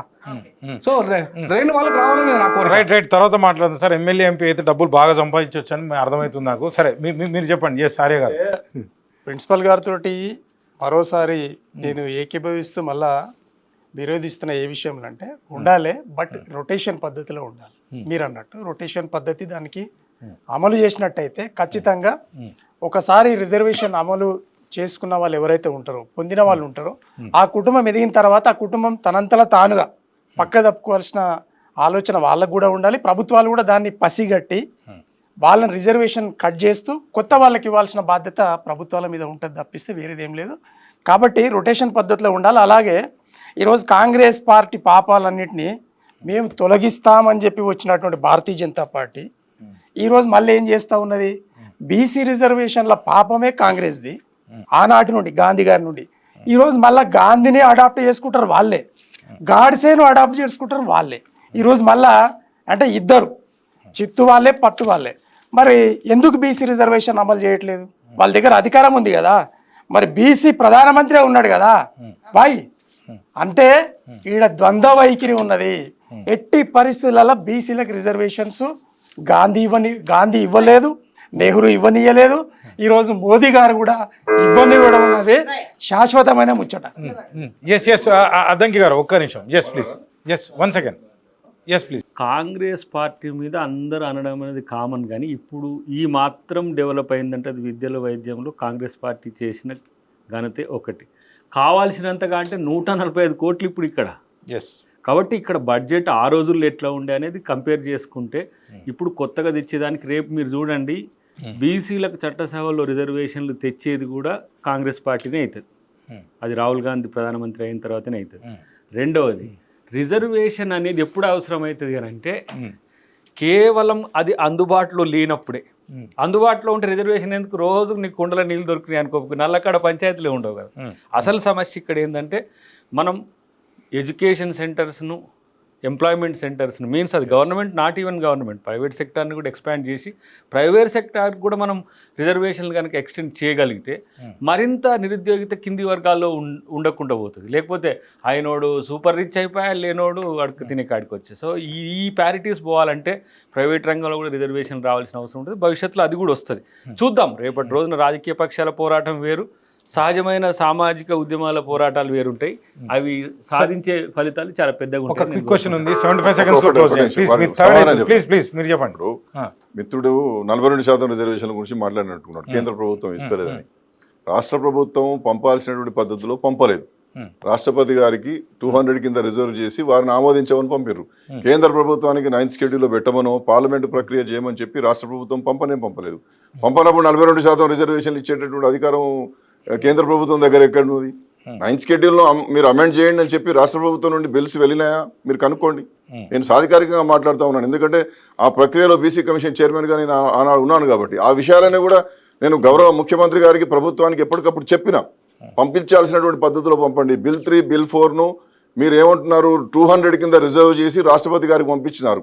ఆ బిల్ 3, బిల్ 4 రూపకల్పనలో డెడికేటెడ్ కమిషన్ల యొక్క నివేదికలు కానీ, బ్యాక్వర్డ్ క్లాస్ కమిషన్ యొక్క నివేదికలు కానీ దాని వెంట పొందుపరిచినారో లేదో మనకు తెలియదు. ఎందుకంటే అవన్నీ పబ్లిక్ డొమైన్లో పెట్టలేదు, స్టేక్ హోల్డర్స్ ఒపీనియన్ తీసుకోలేదు. కాబట్టి ప్రామాణికమైనటువంటి పద్ధతులు పాటించకుండా ఊరికనే ఈ గవర్నర్ గారి దగ్గర రిజర్వ్ చేసి రాష్ట్రపతి గారి దగ్గరికి పంపించిండ్రు. రాష్ట్రపతి గారి దగ్గర ఇప్పటికి కూడా అవి పెండింగ్లోనే ఉన్నాయి. తర్వాత ఇప్పుడు ఎన్నికలు కూడా పెట్టేసుకున్నారు. ఆ 42% రిజర్వేషన్లు లేకుండా ఎన్నికలు పెట్టుకున్నారు. 42% బీఫామ్లు ఇస్తామన్నటువంటి మాటను కూడా నిలబెట్టుకోకుండా ఎన్నికలకు వెళ్ళిండ్రు. వారు సమాధానం చెప్పాలి. మేమేంటో ఎస్ ప్లీజ్, మీకు రిపోర్టల్ ఉందా? Yes please, 75 seconds. నేనేమంటున్నా అంటే ఇంతకుముందు మా ప్రొఫెసర్ గారు ఒకటి అన్నారు, ఏంటి ఈడబ్ల్యూఎస్ రిజర్వేషన్లకు స్టేక్ హోల్డర్స్ ఎవరు, ఇంకా ఎవరు, ఏది అనేది కూడా ఏ చర్చ ఎక్కడా లేదు. కేంద్ర ప్రభుత్వానికి రాష్ట్ర ప్రభుత్వం మీద చేసిన చట్టం మీద చిత్తశుద్ధి ఉంటే, లుకానాస్ ఉంటే పిలిపించుకొని వాటిని రెక్టిఫై చేసుకుంటుంది.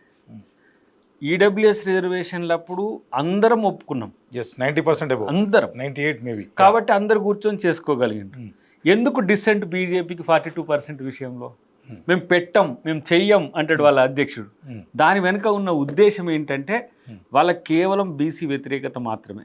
బక్లాభరణం గారి చిత్తశుద్ధి మీద, వారి యొక్క కార్యాచరణ మీద నాకు ఎలాంటి నమ్మకం లేదు. ఇప్పుడు ఆయన కనుక ఆయనకి చేతుల్లో అధికారం ఉంటే ఇమీడియట్గా మీరు ఇప్పుడు కళ్ళు మూసుకొని తెరిచేలాగా సంతకం పెట్టేస్తాడు. సమస్య వాళ్ళ పార్టీలో జస్ట్ లైక్ నేను అనుకుంటున్నా ఒక 2-3%. అది కూడా త్వరలోనే ఉద్యమం అవుతుంది. అన్ని సంఘాలు దేశవ్యాప్తంగా వస్తాయి. అది కాంగ్రెస్ పార్టీ కార్యాచరణ కాదు, అది ఓబీసీల కార్యాచరణ అవుతుంది. ఇంకా ఓబీసీలు దేశంలో ఓపిక పట్టే స్థితిలో లేరు. ఒక ఓబీసీ ప్రధానమంత్రి అయినంత మాత్రాన ఓబీసీలు అందరూ బాగుపడతారని ఏమి అనుకోవట్లేరు.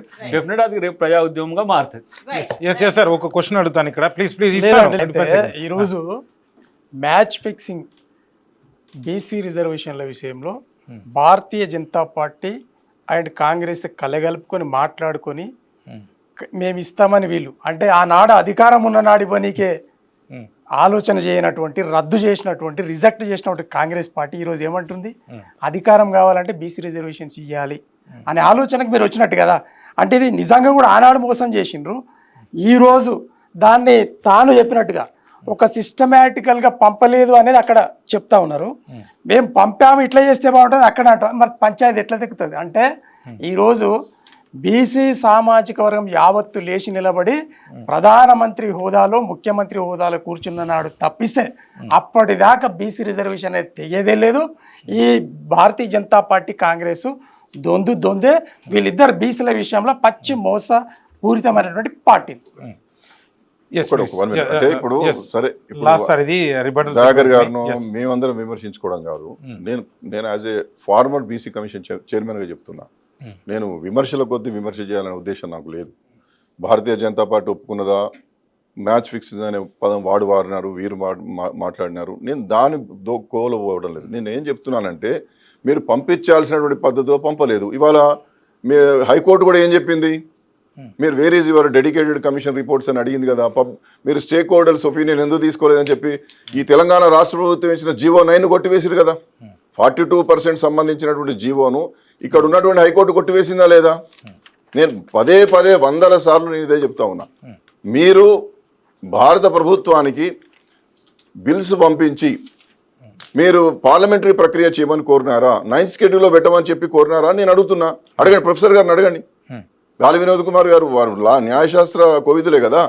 కాబట్టి పంపించాల్సినటువంటి పద్ధతిలో పంపించలేదు. మనం కొట్లాడుకుంటా ఏదేం లేదు. నేను మొదటి నుంచి కూడా ఇదే మాట్లాడుతున్నా. పంపించాల్సినటువంటి పద్ధతిలో పంపించి ఉన్నట్టయితే ఖచ్చితంగా ఇవాళ ఎవరు దోషులు కావాలో వాళ్ళే దోషులు అయ్యేది. మీరు ఆ ప్రామాణిక పద్ధతులు పాటించలేదు, అందువల్ల ఇవాళ బీసీలకు నష్టం జరుగుతున్నది ఈ రాష్ట్రంలో. ఓకే, బీసీలో ఇప్పుడు 42% రిజర్వేషన్స్ అనేది వాళ్ళ పద్ధతి ప్రకారంగా పంపలేదని చెప్పి అంటున్నారు కదా, కరెక్ట్ కాదు అది. ఎందుకంటున్నా ఈ మాట అంటే 50% సీలింగ్ ఉన్నంత కాలం నువ్వు 42% ప్రొసీజర్ ప్రకారం పంపినా కూడా కాదు. సీలింగ్ ఎత్తేయాల్సిందే కాంగ్రెస్ పార్టీ ఎత్తేయలేదు. ప్రభుత్వం దేశంలో 55 ఏళ్ళు పరిపాలన చేసింది కాంగ్రెస్ పార్టీ. 50% సీలింగ్ నష్టం జరుగుతుందనే విషయం కాంగ్రెస్ పార్టీకి తెలుసు. సీలింగ్ ఎత్తేయకుండా 42% ఇస్తాము అని చెప్పి హామీ ఇచ్చింది. అంటే మోసం చేసినట్టే కదా. నువ్వు 50% సీలింగ్ ఎత్తేయకుండా ఎట్లా 42%కు హామీ ఇస్తావు? ఒకటి. రెండవది 50% సీలింగ్ ఎత్తాలనే విషయము బీజేపీకి తెలియదా? బీజేపీ ఎందుకు చేస్తలేదు? 92లో వచ్చింది జడ్జిమెంట్. ఇందిరాసాని కేసు 92లో వచ్చింది. మీరు 50% సీలింగ్ దాటద్దని చెప్పి వచ్చింది. సో అయినా సరే మేము బీజేపీ వాళ్ళు ఇవాళ 50% సీలింగ్ ఎత్తేయకుండా మేము అమలు చేస్తామని వాళ్ళు కూడా అన్నారు. వాళ్ళు చేయలే. రెండవది 9th షెడ్యూల్కు సంబంధం లేదు. 42%కి 9th షెడ్యూల్కు సంబంధం లేదు. ఎందుకు అంటే 42% అనేది లోకల్ బాడీ సమస్య. ఓన్లీ ఇది విద్యా ఉద్యోగ రాజకీయ రంగాలకు సంబంధించిన అంశం. ఇది లోకల్ బాడీ. ఇది విద్యా ఉద్యోగ రంగాలకు సంబంధించిన అంశం కూడా కాదు. ఇది ఓన్లీ లోకల్ బాడీ. దాంట్లో ప్రతిభతో పని లేదు. Yes sir, last sir, last quick question ఇది సెగ్మెంట్ క్లోజ్ చేద్దాం ప్లీజ్. సార్ ఇప్పుడు చాలా ఇంకో రెండోసారి కూడా ఇస్తే ఇంకా ఆన్సర్ ఇస్తా పూర్తి. ప్లీజ్ ఒక్క నిమిషం అవకాశం ఇవ్వండి సార్. కాదు ఒక్క క్వశ్చన్ తర్వాత మీరు చెప్పండి ప్లీజ్. లేదు ప్రొఫెసర్ గారికి లీగల్ గానే చెప్తున్నా పాయింట్స్. ఒక్క నిమిషం నాకు ప్రొఫెసర్ గారు దానికి వారు చెప్పింది 100% కరెక్ట్. నేను అనేది ఏంటంటే 9th షెడ్యూల్ విషయము చర్చానీయాంశం కాదు, 50% దాటకూడదు అనేది వారు చెప్తున్నారు. తర్వాత పొలిటికల్గా ప్రతిభ అవసరం లేదనేటువంటి చెప్తున్నారు, అది 100% కరెక్ట్. అయితే కేంద్ర ప్రభుత్వం చేయగలిగింది ఏమిటి? 50% సీలింగ్ను ఎత్తివేయాలి. 50% సీలింగ్ను ఎత్తివేయాలన్నప్పుడు నువ్వు సీలింగ్ ఎత్తివేయమని చెప్పి కోరాలి. అదే ఇందిరాసాని కేసులో మీకు పేరా 108లో కానీ 109లో కూడా చూడండి, పారాగ్రాఫ్లో ఎక్స్ట్రాడినరీ సిచ్యువేషన్స్ను కనుక జస్టిఫియబుల్ క్వాంటిఫియబుల్ డాటా ద్వారా మీరు నిరూపించగలిగితే 50% అనేది జస్ట్ థంబ్ రూల్ అని చెప్పినారు. కాబట్టి మీరు చేసినటువంటి సిపెక్ సర్వే నివేదికను దానికి పొందుపరిచి మీరు ఏ విధంగా శాస్త్రీయ ప్రమాణాలు దాన్ని చేసి 50% దాటడానికి కావాల్సినటువంటి ప్రక్రియ చేస్తే కేంద్ర ప్రభుత్వం ఒప్పుకుంటుందండి. ఇందిరాసానిలో చెప్పడమే కాదు, డాక్టర్ కె కృష్ణమూర్తి కేసులో చెప్పారు, వికాస్ కిషన్ రావు గవాలి కేసులో చెప్పారు చాలా స్పష్టంగా. కాబట్టి ఒక డెడికేటెడ్ కమిషన్ వేసి సామాజిక స్థితిగతులను రాజకీయ స్థితిగతులను కనుక సమగ్రంగా అధ్యయనం చేసి మీరు నిరూపించగలిగితే కేంద్ర ప్రభుత్వం సహకరిస్తుంది. ఆ ప్రయత్నం ఏమీ రాష్ట్ర ప్రభుత్వం చేయలేదనేటువంటిది మా ఆరోపణ. ఎస్ సార్ ఒక్క క్విక్ క్వశ్చన్ సార్. హెల్త్ ఎడ్యుకేషన్కి సంబంధించి ఏదైతే మాట్లాడుతున్నామో మనము 80% విద్యార్థులు రిజర్వేషన్లో ఉన్న తర్వాత ఐఐటిలో సీట్లు అయితే సాధించి ఉన్నారో వారు పరిస్థితి ఎట్లా అంటే చదువుకోలేక మానసిక ఒత్తిడికి అయితే గురవుతున్నారు. దీనిపైన ఒక 75 సెకండ్స్లో అర్థం గారు ఏం చెప్తారు మీరు? ఇప్పుడు సెంట్రల్ గవర్నమెంట్ వీళ్ళు చదివే చదువుకు ఎంప్లాయ్మెంట్ సెంట్రల్ గవర్నమెంట్ రిలేటెడ్, వాళ్ళు ఉద్యోగాలు వేయొద్దని పూర్తిగా ఒక స్ట్రింజెంట్ యాక్షన్ తీసుకున్నారు, నో మోర్ ఎంప్లాయ్మెంట్ అని. సో రాష్ట్ర ప్రభుత్వ పరిధిలో ఉన్నంత మేరకు చేసే పరిస్థితి ఉంటుంది, కానీ చాలా లిమిటెడ్గా. ఇప్పుడు మనకు 4.5 lakhs ఎంప్లాయ్మెంటే ఉంటుంది, కానీ వ్యాస్ట్గా మనము ఉద్యోగ కల్పన ఇంతకుముందు ప్రతి ఒక్క technocrat depending upon central government, వాళ్ళు ఎంప్లాయ్మెంట్ లేదు. మీరు ఇంతకుముందు ఎంప్లాయ్మెంట్ న్యూస్ కొనుక్కొని చదువుకొని అప్లై చేసుకునేటోళ్ళం మనం చదువుకునే రోజులు, కానీ ఇప్పుడు ఎంప్లాయ్మెంట్ న్యూస్ ఇప్పుడు చదువుతుండో కూడా ఏం తెలియని పరిస్థితి. రెండవది ఏంటంటే సెంట్రల్ గవర్నమెంట్కి డిస్క్రిషనరీ పవర్ ఉంటుంది. తనకున్న బడ్జెట్ అలొకేషన్స్ అలవెన్సెస్ అనేది 50 lakhs crores రూపీస్తోని మీరు రాష్ట్ర ప్రభుత్వాలు చేసే వాటిని ముట్టుకోనక్కర్లే. మొత్తం ఓవరాల్గా దేశంలో ఉండే యువకుల కొరకు ఒక ప్రధానమైన కార్యాచరణ తీసుకోవాల్సిన అవసరం ఉంటుంది. మనం ఐఐటీలు ఐఎంలు మిట్లు ఇట్లాంటివన్నీ పెట్టుకుంటూ పోయిన తర్వాత మనం ఎంప్లాయ్మెంట్ ఇవ్వకపోతే వాళ్ళు ఎటుపోవాలి? ప్రైవేట్ కంపెనీస్ ముందు చదువుకోలేక మానసిక ఒత్తిడికి గురవుతున్నారు, ఏం చెప్తారు మీరు? దాంట్లో ప్రధానంగా కాస్ట్ డిస్క్రిమినేషన్ కూడా ఉంది. ఐఐటీల దాకా వెళ్ళిన తర్వాత కూడా ఇవాళ నువ్వు బీఫ్ తింటున్నావు, మా దగ్గర కూర్చోవద్దు పక్కకు, నువ్వు సపరేట్గా నువ్వు వెజిటేరియన్ అయితే నేను నా పక్కన కూర్చోవాలి అంటే కనీసం రైట్ టు ఫుడ్ కూడా వైలేట్ అవుతుంది ఐఐటీలలో. పడుకునే పక్కకుండా కామన్ బెడ్రూమ్లలో కూడా అరే నువ్వు వీడు రిజర్వేషన్లలో వచ్చిండ్రా భయ్, వీడు రిజర్వేషన్ క్యాండిడేటు, వీడు అన్టచబుల్, వీడు దూరం పెడతామనే పరిస్థితి ఇవాళ ఇక్కడ ఐఐటీలో చాలా వరకు జరుగుతుంది. ఈ ఐఐటీలో యూజీసీ రిపోర్టు చదివిన తర్వాతనే యూజీసీ వాళ్ళు క్యాస్ట్ డిస్క్రిమినేషన్ మీద చట్టం తెచ్చారు. చట్టం తెచ్చి దాన్ని ఆమోదిస్తే క్రమంలోనే ఇవాళ పెద్ద లొల్లి జరుగుతుంది అక్కడ. ఎందుకంటే right to education is a fundamental right.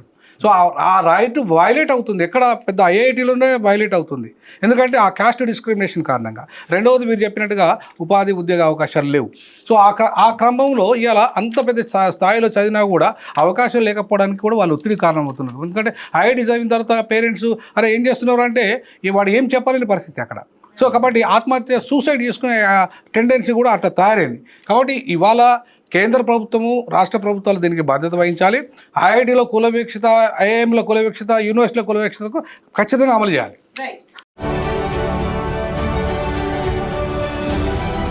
Right, ఇక మనం సెకండ్ సెగ్మెంట్లోకి వెళ్ళబోతున్నాం. సెకండ్ సెగ్మెంట్కి సంబంధించిన క్వశ్చన్ వచ్చేసి, ఎస్సీ ఎస్టీలకు రిజర్వేషన్లు ఇవ్వడానికి అంబేద్కర్ అంటరానితనం అనే జాడ్యాన్ని ప్రాతిపదికగా తీసుకున్నారు. ఆ తర్వాత మండలి కమిషన్ వెనుకబాటుతనాన్ని ప్రాతిపదికగా కలిపింది. ఈడబ్ల్యూఎస్ రిజర్వేషన్లు ఆర్థిక స్థితిని ప్రాతిపదికగా తీసుకున్నాయి. మొదటి ఎపిసోడ్లో ఒక ప్రముఖ నేత ఈడబ్ల్యూఎస్ను వ్యతిరేకిస్తూనే యథాలాపంగా ఒక వ్యాఖ్య చేశారు. ఈ రిజర్వేషన్ల సమస్యకు మూలమంతా సంపదలో ఉంది. ఆ సంపద కలిగిన 10% మంది వ్యాపార రంగంలో ప్రైవేటు పెట్టుబడులు పెడుతూ ఇంకా సంపన్నులవుతున్నారు. కాబట్టి ప్రైవేటు రంగంలో కూడా రిజర్వేషన్లు అమలు చేయాలి అన్నారు ఆయన. ఆర్థిక ప్రాతిపదిక మీద వచ్చిన ఈడబ్ల్యూఎస్ను వ్యతిరేకించారో అదే ప్రాతిపదికను ప్రైవేటు రిజర్వేషన్లకి అనుకూలంగా వాదించారు. రిజర్వేషన్లకు ఏది ప్రాతిపదిక కావాలి? ఈడబ్ల్యూఎస్ కావచ్చు, బీసీలకు జనాభా ప్రాతిపదికన కోటా కావచ్చు. సుప్రీంకోర్టు చెప్పినా రాజ్యాంగ సభలో అంబేద్కర్ సైతం వాదించిన 50% సమానత్వ సూత్రాన్ని ఉల్లంఘిస్తాయి. కాబట్టి పరిమిత రిజర్వేషన్లతో కోట్లాది మంది పేదల జీవితాల్ని బాగు చేయటం ఎలా? ఎంత శాతం రిజర్వేషన్లు ఉండటం రాజ్యాంగ మౌలిక సూత్రాన్ని ఉల్లంఘించకుండా సాధ్యం. అదేవిధంగా మీరు ఈడబ్ల్యూఎస్ను సమర్థించినట్లయితే 8 లక్షల ఆదాయ పరిమితి సరైనదేనా? అదేవిధంగా తెలంగాణలో బీసీలకు 42% రిజర్వేషన్ల హామీని కాంగ్రెస్ ప్రభుత్వం నెరవేర్చకపోయినా 61% మంది బీసీలు గెలిచారు. జనాభా ప్రాతిపదికన రిజర్వేషన్లు సాధ్యమా? రిజర్వేషన్లు ఎంత శాతం ఉండాలి? ఈడబ్ల్యూఎస్పై విమర్శల్ని ఎలా పరిష్కరించాలి? అద్దం గారు మొదటగా మీరు. ఈడబ్ల్యూఎస్ రిజర్వేషన్ల విషయంలో నేను వ్యక్తిగతంగా దాన్ని వ్యతిరేకించే హోదాను కోల్పోయి ఉన్నా, రాజకీయ పక్షం కూడా కోల్పోయినా. ఎందుకంటే అది నేను చూసిన కోణము, ప్రత్యేకించి నేను చదువుకున్న కోణం.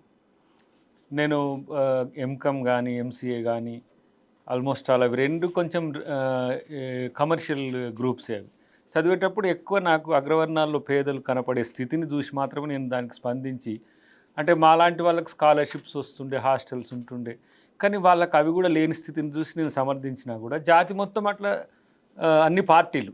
కానీ చాలామంది ఓబీసీ సంఘాలు, ఎస్సీ సంఘాలు, ఎస్టీ సంఘాలు వ్యతిరేకించడానికి ఏంటంటే మా అవకాశాలే రాకముందే మళ్ళీ దీంట్లో నుంచి వాళ్ళకి ఎందుకు చేస్తున్నారని, ముఖ్యంగా ఓబీసీ ఇప్పుడు ఏదైతే 50% క్యాప్ ఉందో దానికి సంబంధించిన వాళ్ళు తీవ్రంగా వ్యతిరేకించిన పరిస్థితి. కానీ ఇక్కడ దీనికి ప్రత్యామ్నాయం కూడా గతంలో మీరు ఎవరో చెప్పిండ్రన్నట్టుగా చెప్తున్నట్టుగానే ప్రైవేట్ రంగంలో రిజర్వేషన్కి కొంచెం మనం ఎక్స్టెంట్ కనుక చేయగలిగితే, సంపూర్ణమైన ఉద్యోగిత అనేది సాధించబడితే ఈ ప్యారిటీస్ తగ్గుతాయి. కానీ గతంలో కాంగ్రెస్ ప్రభుత్వం ప్రయత్నం చేసింది, భాజపా ఒక ప్రయత్నం చేసింది, కానీ కార్పొరేట్లంతా కూడా ఒప్పుకోని పరిస్థితి ఎందుకు వచ్చిందంటే వాళ్ళే డామినెంట్, రాజకీయ వ్యవస్థను డామినెంట్ చేసే స్థితికి వచ్చింది. సో అది కాకుండా కనుక వాళ్ళు కూడా కొంత హ్యుమానిటేరియన్గా ప్రయత్నం చేస్తే అది చాలా మంచిది. అన్నిటికంటే ముఖ్యంగా ఏంటంటే రిజర్వేషన్ అనేది ఒక సోషల్ సెక్యూరిటీని ఇస్తున్నట్టుగా విద్యార్థులు కానీ ప్రజలు కానీ భావిస్తున్న పరిస్థితి నేను గమనిస్తున్నా. అన్నిటికంటే ఎక్కువ ఈరోజు మహిళ కూడా నాకు రిజర్వేషన్ కావాలని కోరే స్థితికి వచ్చింది అని అంటే తను వెనుకబడుతుందని ఒక స్థితే. సో ఇప్పుడు రాజకీయ రిజర్వేషన్లతో పాటు స్థానిక సంస్థలు కూడా రిజర్వేషన్లు వచ్చినాయి. వీటిని ఏంటంటే ఇవి ఉంటే మాకు భద్రత ఉంటుంది, ఇవి ఉంటే మాకు సెక్యూరిటీ ఉంటుంది అని ఒక ఫీలింగ్ వచ్చింది. కాబట్టి అసలు దానివల్ల కూడా నేనంట కొంత ప్రతిభ వైపు ఎక్కువ ఆలోచిస్తలేరు. మనకు ప్రతిభ ఉంటే మనకు ఉద్యోగం వస్తుంది, జీవిత భద్రత ఉంటుంది అనే దానికంటే కూడా మనకు రిజర్వేషన్ ఉంటేనే మనకి ఇంత ఏదైనా మేలు జరుగుతుందని ఒక స్థితి రావడం కొంత దురదృష్టకరమైనప్పటికీ కూడా ఈ 80 years ఆఫ్ ఇండియన్ ఇండిపెండెన్స్ మనల్ని రిజర్వేషన్స్ మీద డిపెండెంట్గా ఉండే దిశగా కాకుండా స్వయం ఎదుగుదల అనే దాని విషయంలో కొంత క్యాప్ పెట్టినట్టుగా కనపడుతుంది. 50% క్యాప్ అయ్యి రిజర్వేషన్లకైతే అసలు మనం అంతవరకు ఎదగాలనుకోవడం దానికంటే ముందు, అంతకంటే ముందే ఒక అవకాశం వస్తే అయిపోద్ది కదా, ఎందుకు అంత రిస్క్ తీసుకోవాలనే స్థితి కూడా వచ్చింది. అది మంచిది కాదు. అన్నిటికంటే ఎక్కువ మనకు ప్రైవేట్ రంగం విస్తరిస్తున్న కొద్దీ ఆ విస్తరణలో భాగస్వాములను అన్ని వర్గాలను చేస్తే అన్రెస్ట్ తగ్గుతుంది. లేదంటే కార్పొరేట్లే మొత్తం దేశ సంపదనంతా దోచుకుంటున్న స్థితి వస్తే మళ్ళీ సోషల్ రివోల్ట్ వస్తుంది. అది మంచిది కాదు, దేశానికి మంచిది కాదు, ప్రజలకు మంచిది కాదు. మనం దాన్ని వ్యతిరేకించాలి. Okay, right. సార్, ప్రొఫెసర్ గారు. ఇప్పుడు రిజర్వేషన్ల క్యాప్ అనేదాన్ని, 50% క్యాప్ అనేదాన్ని నిజంగా ఎక్కడ ఈవెన్ ఇంద్రసాని కేసులో కూడా పెట్టలేదు. ఎప్పుడు అనివార్యమైన డేటా ఉన్నప్పుడు ఖచ్చితంగా మీరు ఎక్స్టెండ్ చేయమని చెప్పేసిండు. 100% అది వాస్తవం. నేనేమంటానంటే ఇవాళ 10% మాత్రమే ప్రభుత్వ ఉద్యోగాలు ఉన్నాయి, 90% లేవు. మరి ఈ రిజర్వేషన్ల మీద కొట్లాడబెట్టుకుంటూ మనం కొట్లాడుకొని ఇవాళ విభజన రాజకీయాలు చేస్తున్న ఏ రాజకీయ పార్టీలు ఉన్నాయో ప్రైవేట్ రంగానికి ఎందుకు విస్తరించట్లేదు? ఇది నా మౌలికమైన ప్రశ్న. ప్రైవేట్ రంగంలో దయాకరణ చెప్పినట్టుగా ప్రైవేట్ రంగంలో రిజర్వేషన్లను విస్తరింపజేస్తే దాంట్లో 90% ఉన్న వాటా సంపదలో వీళ్ళకు షేర్ వస్తుంది. ఆ షేరు రాకుండా అడ్డుపడుతున్నది ఎవరు? పాలకులే. మళ్ళీ దాంట్లో అది ప్రధాన బాధ్యత వీళ్ళ పార్టీ వహించాలి. ఎందుకంటే వాళ్ళ ప్రైవేట్ రంగం అనే దాన్ని విస్తరిస్తున్న క్రమం ఇప్పటిది కాదు, అది మన్మోహన్ సింగ్ నుండి మొదలైంది. సో అంతకుముందు తర్వాత పివి నరసింహారావు కూడా అమలు చేశాడు. సో ఆ రోజుల్లో రిజర్వేషన్ మీద చర్చ జరిగింది, కానీ వీళ్ళు అమలు చేయలేకపోయారు. కాంగ్రెస్ పార్టీ అమలు చేయలేకపోయింది. ఇవాళ ప్రైవేట్ రంగం అనేది కూడా ఎవరి సొత్తు? ప్రైవేట్ వ్యక్తుల సొత్తు కాదు అది. వాళ్ళకి భూమి ఎవరు ఇస్తున్నారు? కరెంట్ ఎవరు ఇస్తున్నారు? వాళ్ళకి సబ్సిడీలు ఎవరు ఇస్తున్నారు? ప్రభుత్వాలు ఇస్తున్నాయి. మరి ప్రభుత్వాలు ఇచ్చినప్పుడు నువ్వు ఒకసారి ప్రభుత్వం ఇచ్చినప్పుడు రిజర్వేషన్లు అమలు చేయమనే హక్కు ప్రభుత్వానికి ఉంది. ఎందుకంటే ఖచ్చితంగా రాజ్యాంగంలో చెప్పిండ్రు, ఎప్పుడైనా ప్రభుత్వాలు మనం కొంత సబ్సిడీలు ఇచ్చినా లేదంటే ఎవరికైనా సహాయం చేసినా తప్పకుండా రిటర్న్ అడుగుతున్నాం. రిటర్న్ ఇప్పుడు మనం ప్రైవేట్ వ్యక్తులకు భూమి ఇస్తున్నాం, అప్పుడు ఏమంటున్నాం? ఒక ఉద్యోగాలు ఇవ్వండి అంటున్నాం. కానీ ఆ ఉద్యోగాలు రిజర్వేషన్లు అడగాలిగా, ఎందుకు అడుగుతలేరు ప్రభుత్వాలు? ఇవాళ రెడ్డి లాభాన్ని ఉండదు అనుకోండి, రెడ్డి లిస్టు మాత్రమే పెట్టుకుంటారు. కమ్మ రామోజీ ఫిలిమ్స్ ఉంటుంటే కంబోలోనే పెట్టుకుంటారు. మరి ఈ సంపన్నులు ప్రైవేట్ రంగాన్ని విస్తరించిన సంపన్నులంతా వాళ్ళ కులాలకే ఇచ్చుకుంటే మరి మిగతా 93% ఉన్న పేదలు ఏం కావాలి? ఎస్సీ ఎస్టీ బీసీ మైనార్టీలు ఏం కావాలి? వాళ్ళ చేతుల్లో ప్రైవేట్ రంగం లేదు కదా, సినిమా ఇండస్ట్రీ లేదు కదా, పరిశ్రమలు లేవు కదా, వాళ్ళు హీరోగా లేరు కదా, హీరోయిన్లుగా లేరు కదా, మరి వాళ్ళ షేర్ ఎప్పుడు వస్తుంది? సో కాబట్టి ఖచ్చితంగా ప్రైవేట్ రంగంలో కూడా షేర్ వచ్చినప్పుడు మాత్రమే వాళ్ళకు సాధికారత వస్తుంది. ఆ దిశగా అడుగులు వేయాల్సిన అవసరం ఎంతైనా ఉంది. అలాగే మీరు అడుగుతున్న 42% రిజర్వేషన్లు ఖచ్చితంగా ఇది లోకల్ బాడీలతో పాటు ఎమ్మెల్యే ఎంపీలో ప్రధానంగా రావాలి. ఖాళీ లోకల్ బాడీలో వచ్చినంత మాత్రం ఏం లేదు. ఎందుకంటే ఆల్రెడీ 61% లోకల్ బాడీలో మీరు ఇవ్వకపోయినా అమలు అవుతున్నాయి ఆడ. మరి అటువంటిప్పుడు ఎంపీ గురించి ఎమ్మెల్యే గురించి ఎందుకు అడుగుతలేరు బీసీలు? ఎందుకు ఎంపీ ఎమ్మెల్యేలలో మాకు వాటా కావాలని అడుగుతలేరు? కాబట్టి ఖచ్చితంగా 42% అనేది ప్రధానంగా రావాల్సింది ఎమ్మెల్యే ఎంపీలలో అనేది నాకున్న అభిప్రాయము. అట్లాగే జనాభా ప్రాతిపదికన రిజర్వేషన్లు సాధ్యమే అంటే సాధ్యమే. ఈ దేశంలో కుల వ్యవస్థ ఉన్నంతకాలం సాధ్యమే. ఎందుకంటే కులం ఒక క్యాలిక్యులేషన్గా ఉంది, దాంట్లో అంటరానితనం ఉంది, దాంట్లో వెనకబడతనం ఉంది, దాంట్లో ఆర్థిక అసమానతలు ఉన్నాయి. ఖచ్చితంగా సాధ్యమే. ఈడబ్ల్యూఎస్ విమర్శని ఎలా పరిష్కరించాలంటే ఖచ్చితంగా అగ్రవర్ణాలు ఈ భారతీయులే కదా. సో వాళ్ళకి చాలా డెవలప్మెంట్ ఇప్పటికీ 63% వాళ్ళే డెవలప్ అయినరు. కాబట్టి అందున్న పేదలకు సరైన ప్రణాళిక ఇచ్చగలిగితే బాగుపడతారు. అభివృద్ధిలో భాగస్వామ్యం చేయాలి వాళ్ళని. ఈడబ్ల్యూఎస్ రిజర్వేషన్లు అనేటువంటివి ఉండాలా లేదా అనేటువంటిది చర్చోపచర్చలు జరిగాయి. కమిషన్ రిపోర్ట్ ఇచ్చింది, గౌరవ సుప్రీంకోర్టు ఒప్పుకుంది, ఇప్పుడు అమల్లో ఉన్నది. అమలు చేయాల్సినటువంటి ప్రభుత్వాలు సక్రమంగా అమలు చేయాలి. రాష్ట్ర ప్రభుత్వాలు కావచ్చు, కేంద్ర ప్రభుత్వం కావచ్చు. దాని అమలు చాలా పగడ్బందీగా చేసినప్పుడు అసలు ఈ యొక్క ఈడబ్ల్యూఎస్ రిజర్వేషన్లు అనేటువంటివి 15(4), 16(4) పరిధిలోకి రావు. సోషల్లీ ఎడ్యుకేషనల్లీ బ్యాక్వర్డ్ క్లాసెస్ కాదు వాళ్ళు ఎకనామికల్ క్రైటీరియా మీద 15(4), 16(4) కాకుండా 15(6), 16(6)గా పెట్టారు. అంటే ఓపెన్ కేటగిరీ 50, రిజర్వ్డ్ కేటగిరీ 50, మొత్తం 100.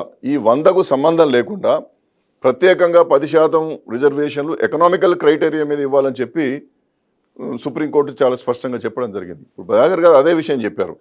సమాజంలో అసమానతలు తొలగిపోవాలన్నప్పుడు సామాజికంగా వెనుకబాటుతనం వేరు, ఆర్థిక వెనుకబాటుతనం వేరు. ఆర్థిక వెనుకబాటుతనం కూడా పేదరికం ఉన్నటువంటి వాళ్ళకు రిజర్వేషన్లు ఇవ్వాలని గౌరవ సుప్రీంకోర్టు ఒప్పుకున్నది. దాని ప్రకారం ఇవాళ 103 అమెండ్మెంట్ ప్రకారం ఈ దేశంలో రిజర్వేషన్లు అమలు జరుగుతూ ఉన్నాయి. కాబట్టి ఈరోజు ఉన్నటువంటి రిజర్వేషన్లను వ్యతిరేకించడం కాకుండా ఈడబ్ల్యూఎస్ని దాన్ని సమర్థవంతంగా అమలు చేయడం ఏ విధంగా అనేటువంటి దాని మీద చర్చ జరగాలనేది నా అభిప్రాయం. అంతేకాకుండా మొదటి నుండి కూడా రిజర్వేషన్లకు సంబంధించిన అంశాల్లో రాజ్యాంగబద్ధంగా బాబాసాహెబ్ గారు ఉన్నారు కాబట్టి ఎస్సీ ఎస్టీ రిజర్వేషన్లు వచ్చాయి. బ్యాక్వర్డ్ క్లాసెస్ రిజర్వేషన్ల విషయంలో కాకాసాహెబ్ కాలేర్కర్ కమిషన్ చాలా స్పష్టంగా 1953లో రిపోర్ట్ ఇస్తే నెహ్రూ గారి ప్రభుత్వం అమలు చేయలేదు. తర్వాత అది అలాగే ఉంది. 1961లో దాన్ని పార్లమెంట్లో చర్చకు పెట్టారు, దాన్ని పక్కన పడేశారు. మొరార్జీ దేశాయ్ గారు ప్రధానమంత్రి అయిన తర్వాత మండల్ కమిషన్ వేస్తే వారు ఈ రిపోర్ట్ ఇచ్చే 1980 నాటికి వారు దిగిపోతే ఆనాడు జ్ఞాని జైల్ సింగ్ గారికి ఇందిరాగాంధీ గారు ప్రైమ్ మినిస్టర్ ఉన్నారు, జ్ఞాని జైల్ సింగ్ గారికి మండల్ గారు బీపీ మండల్ గారు నివేదిక ఇచ్చారు. 80లో ఇస్తే మళ్ళీ వీపీ సింగ్ గారు వచ్చేంత వరకు అది బుట్టదాఖలైంది. వీపీ సింగ్ గారు ప్రైమ్ మినిస్టర్ అయిన తర్వాత దాన్ని అమలు చేసే ప్రయత్నం చేసినప్పుడు శ్రీ రాజీవ్ గాంధీ గారు వారి ప్రతిపక్ష నాయకుడిగా ఉన్నారు. వారు ఆ రోజు లోక్సభలో ఏమంటారంటే, this government is pushing the country to the edge of caste wars, such piecemeal reservations will divide the nation అనేటువంటి విషయాన్ని చాలా స్పష్టంగా చెప్పారు. అంటే బీసీలకు రిజర్వేషన్లు ఇవ్వడం అనేది ఈ సమాజాన్ని విచ్ఛిన్నం చేయడం, ఈ సమాజాన్ని మొత్తం విభజించడం అనేటువంటి చాలా స్పష్టమైనటువంటి విషయాన్ని శ్రీ రాజీవ్ గాంధీ గారు చెప్పడం జరిగింది. యూపీఏ ప్రభుత్వానికి వచ్చేసరికి కూడా ఈ రిజర్వేషన్లను అమలు చేసేటటువంటి దాంట్లో చాలా భిన్నమైనటువంటి వైఖరి వచ్చింది. ఆ మండల్ కమిషన్ జడ్జిమెంట్ వచ్చిన తర్వాత పివి నరసింహారావు గారు 1993లో ఓబీసీలకు ఉద్యోగాల్లో రిజర్వేషన్లు ఇచ్చారే తప్ప, ఒకవేళ మండల్ కమిషన్ జడ్జిమెంట్ రాకపోతే ఈ దేశంలో బీసీల పరిస్థితి ఏమిటని చెప్పి ఇవాటి కూడా అగమ్య గోచరమైనటువంటి పద్ధతుల్లో ఆలోచించుకోవాల్సిన అవసరం ఉండే. నెక్స్ట్ విజయార్య గారు. అయితే ఏదైతే ఇందిరా సహాని కేసును అడ్డం పెట్టుకొని సుప్రీంకోర్టు మరియు కేంద్ర ప్రభుత్వాలు ఆడుతున్నటువంటి ద్వంద్వ వైఖరిని మేము ఖండిస్తూ ఉన్నాం. ఎందుకనంటే ఈరోజు సుప్రీంకోర్టుకు అధికారం ఎక్కడిది? ఏ ఆర్టికల్ ప్రకారంగా ఈ 50% క్యాప్ అనేది విధించాలి అనేది ఎక్కడ అధికారంలో ఉంది? అంటే ఇక్కడ ప్రజలను మభ్యపెట్టడం. ఎందుకంటే ప్రజలు అవేర్నెస్తో లేరు రాజ్యాంగం మీద కానీ చట్టాల మీద కానీ. కాబట్టి ఏది చెప్తే వాళ్ళు వింటారు అనే ఒక ఉద్దేశంతో కేంద్ర ప్రభుత్వాలు అలాగే రాష్ట్రాల్లో ఉన్నటువంటి ఆయా రాష్ట్రాల్లో ఉన్నటువంటి రాష్ట్ర ప్రభుత్వాలు కుమ్మక్కైపోయి, పార్టీల అధిష్టానాలు కుమ్మక్కైపోయి ఈ సహాని కేసును అడ్డం పెట్టుకోవడం తప్పిస్తే వేరేదేమిలా. అంటే వీళ్ళకి చిత్తశుద్ధి లేదు రిజర్వేషన్స్ మీద.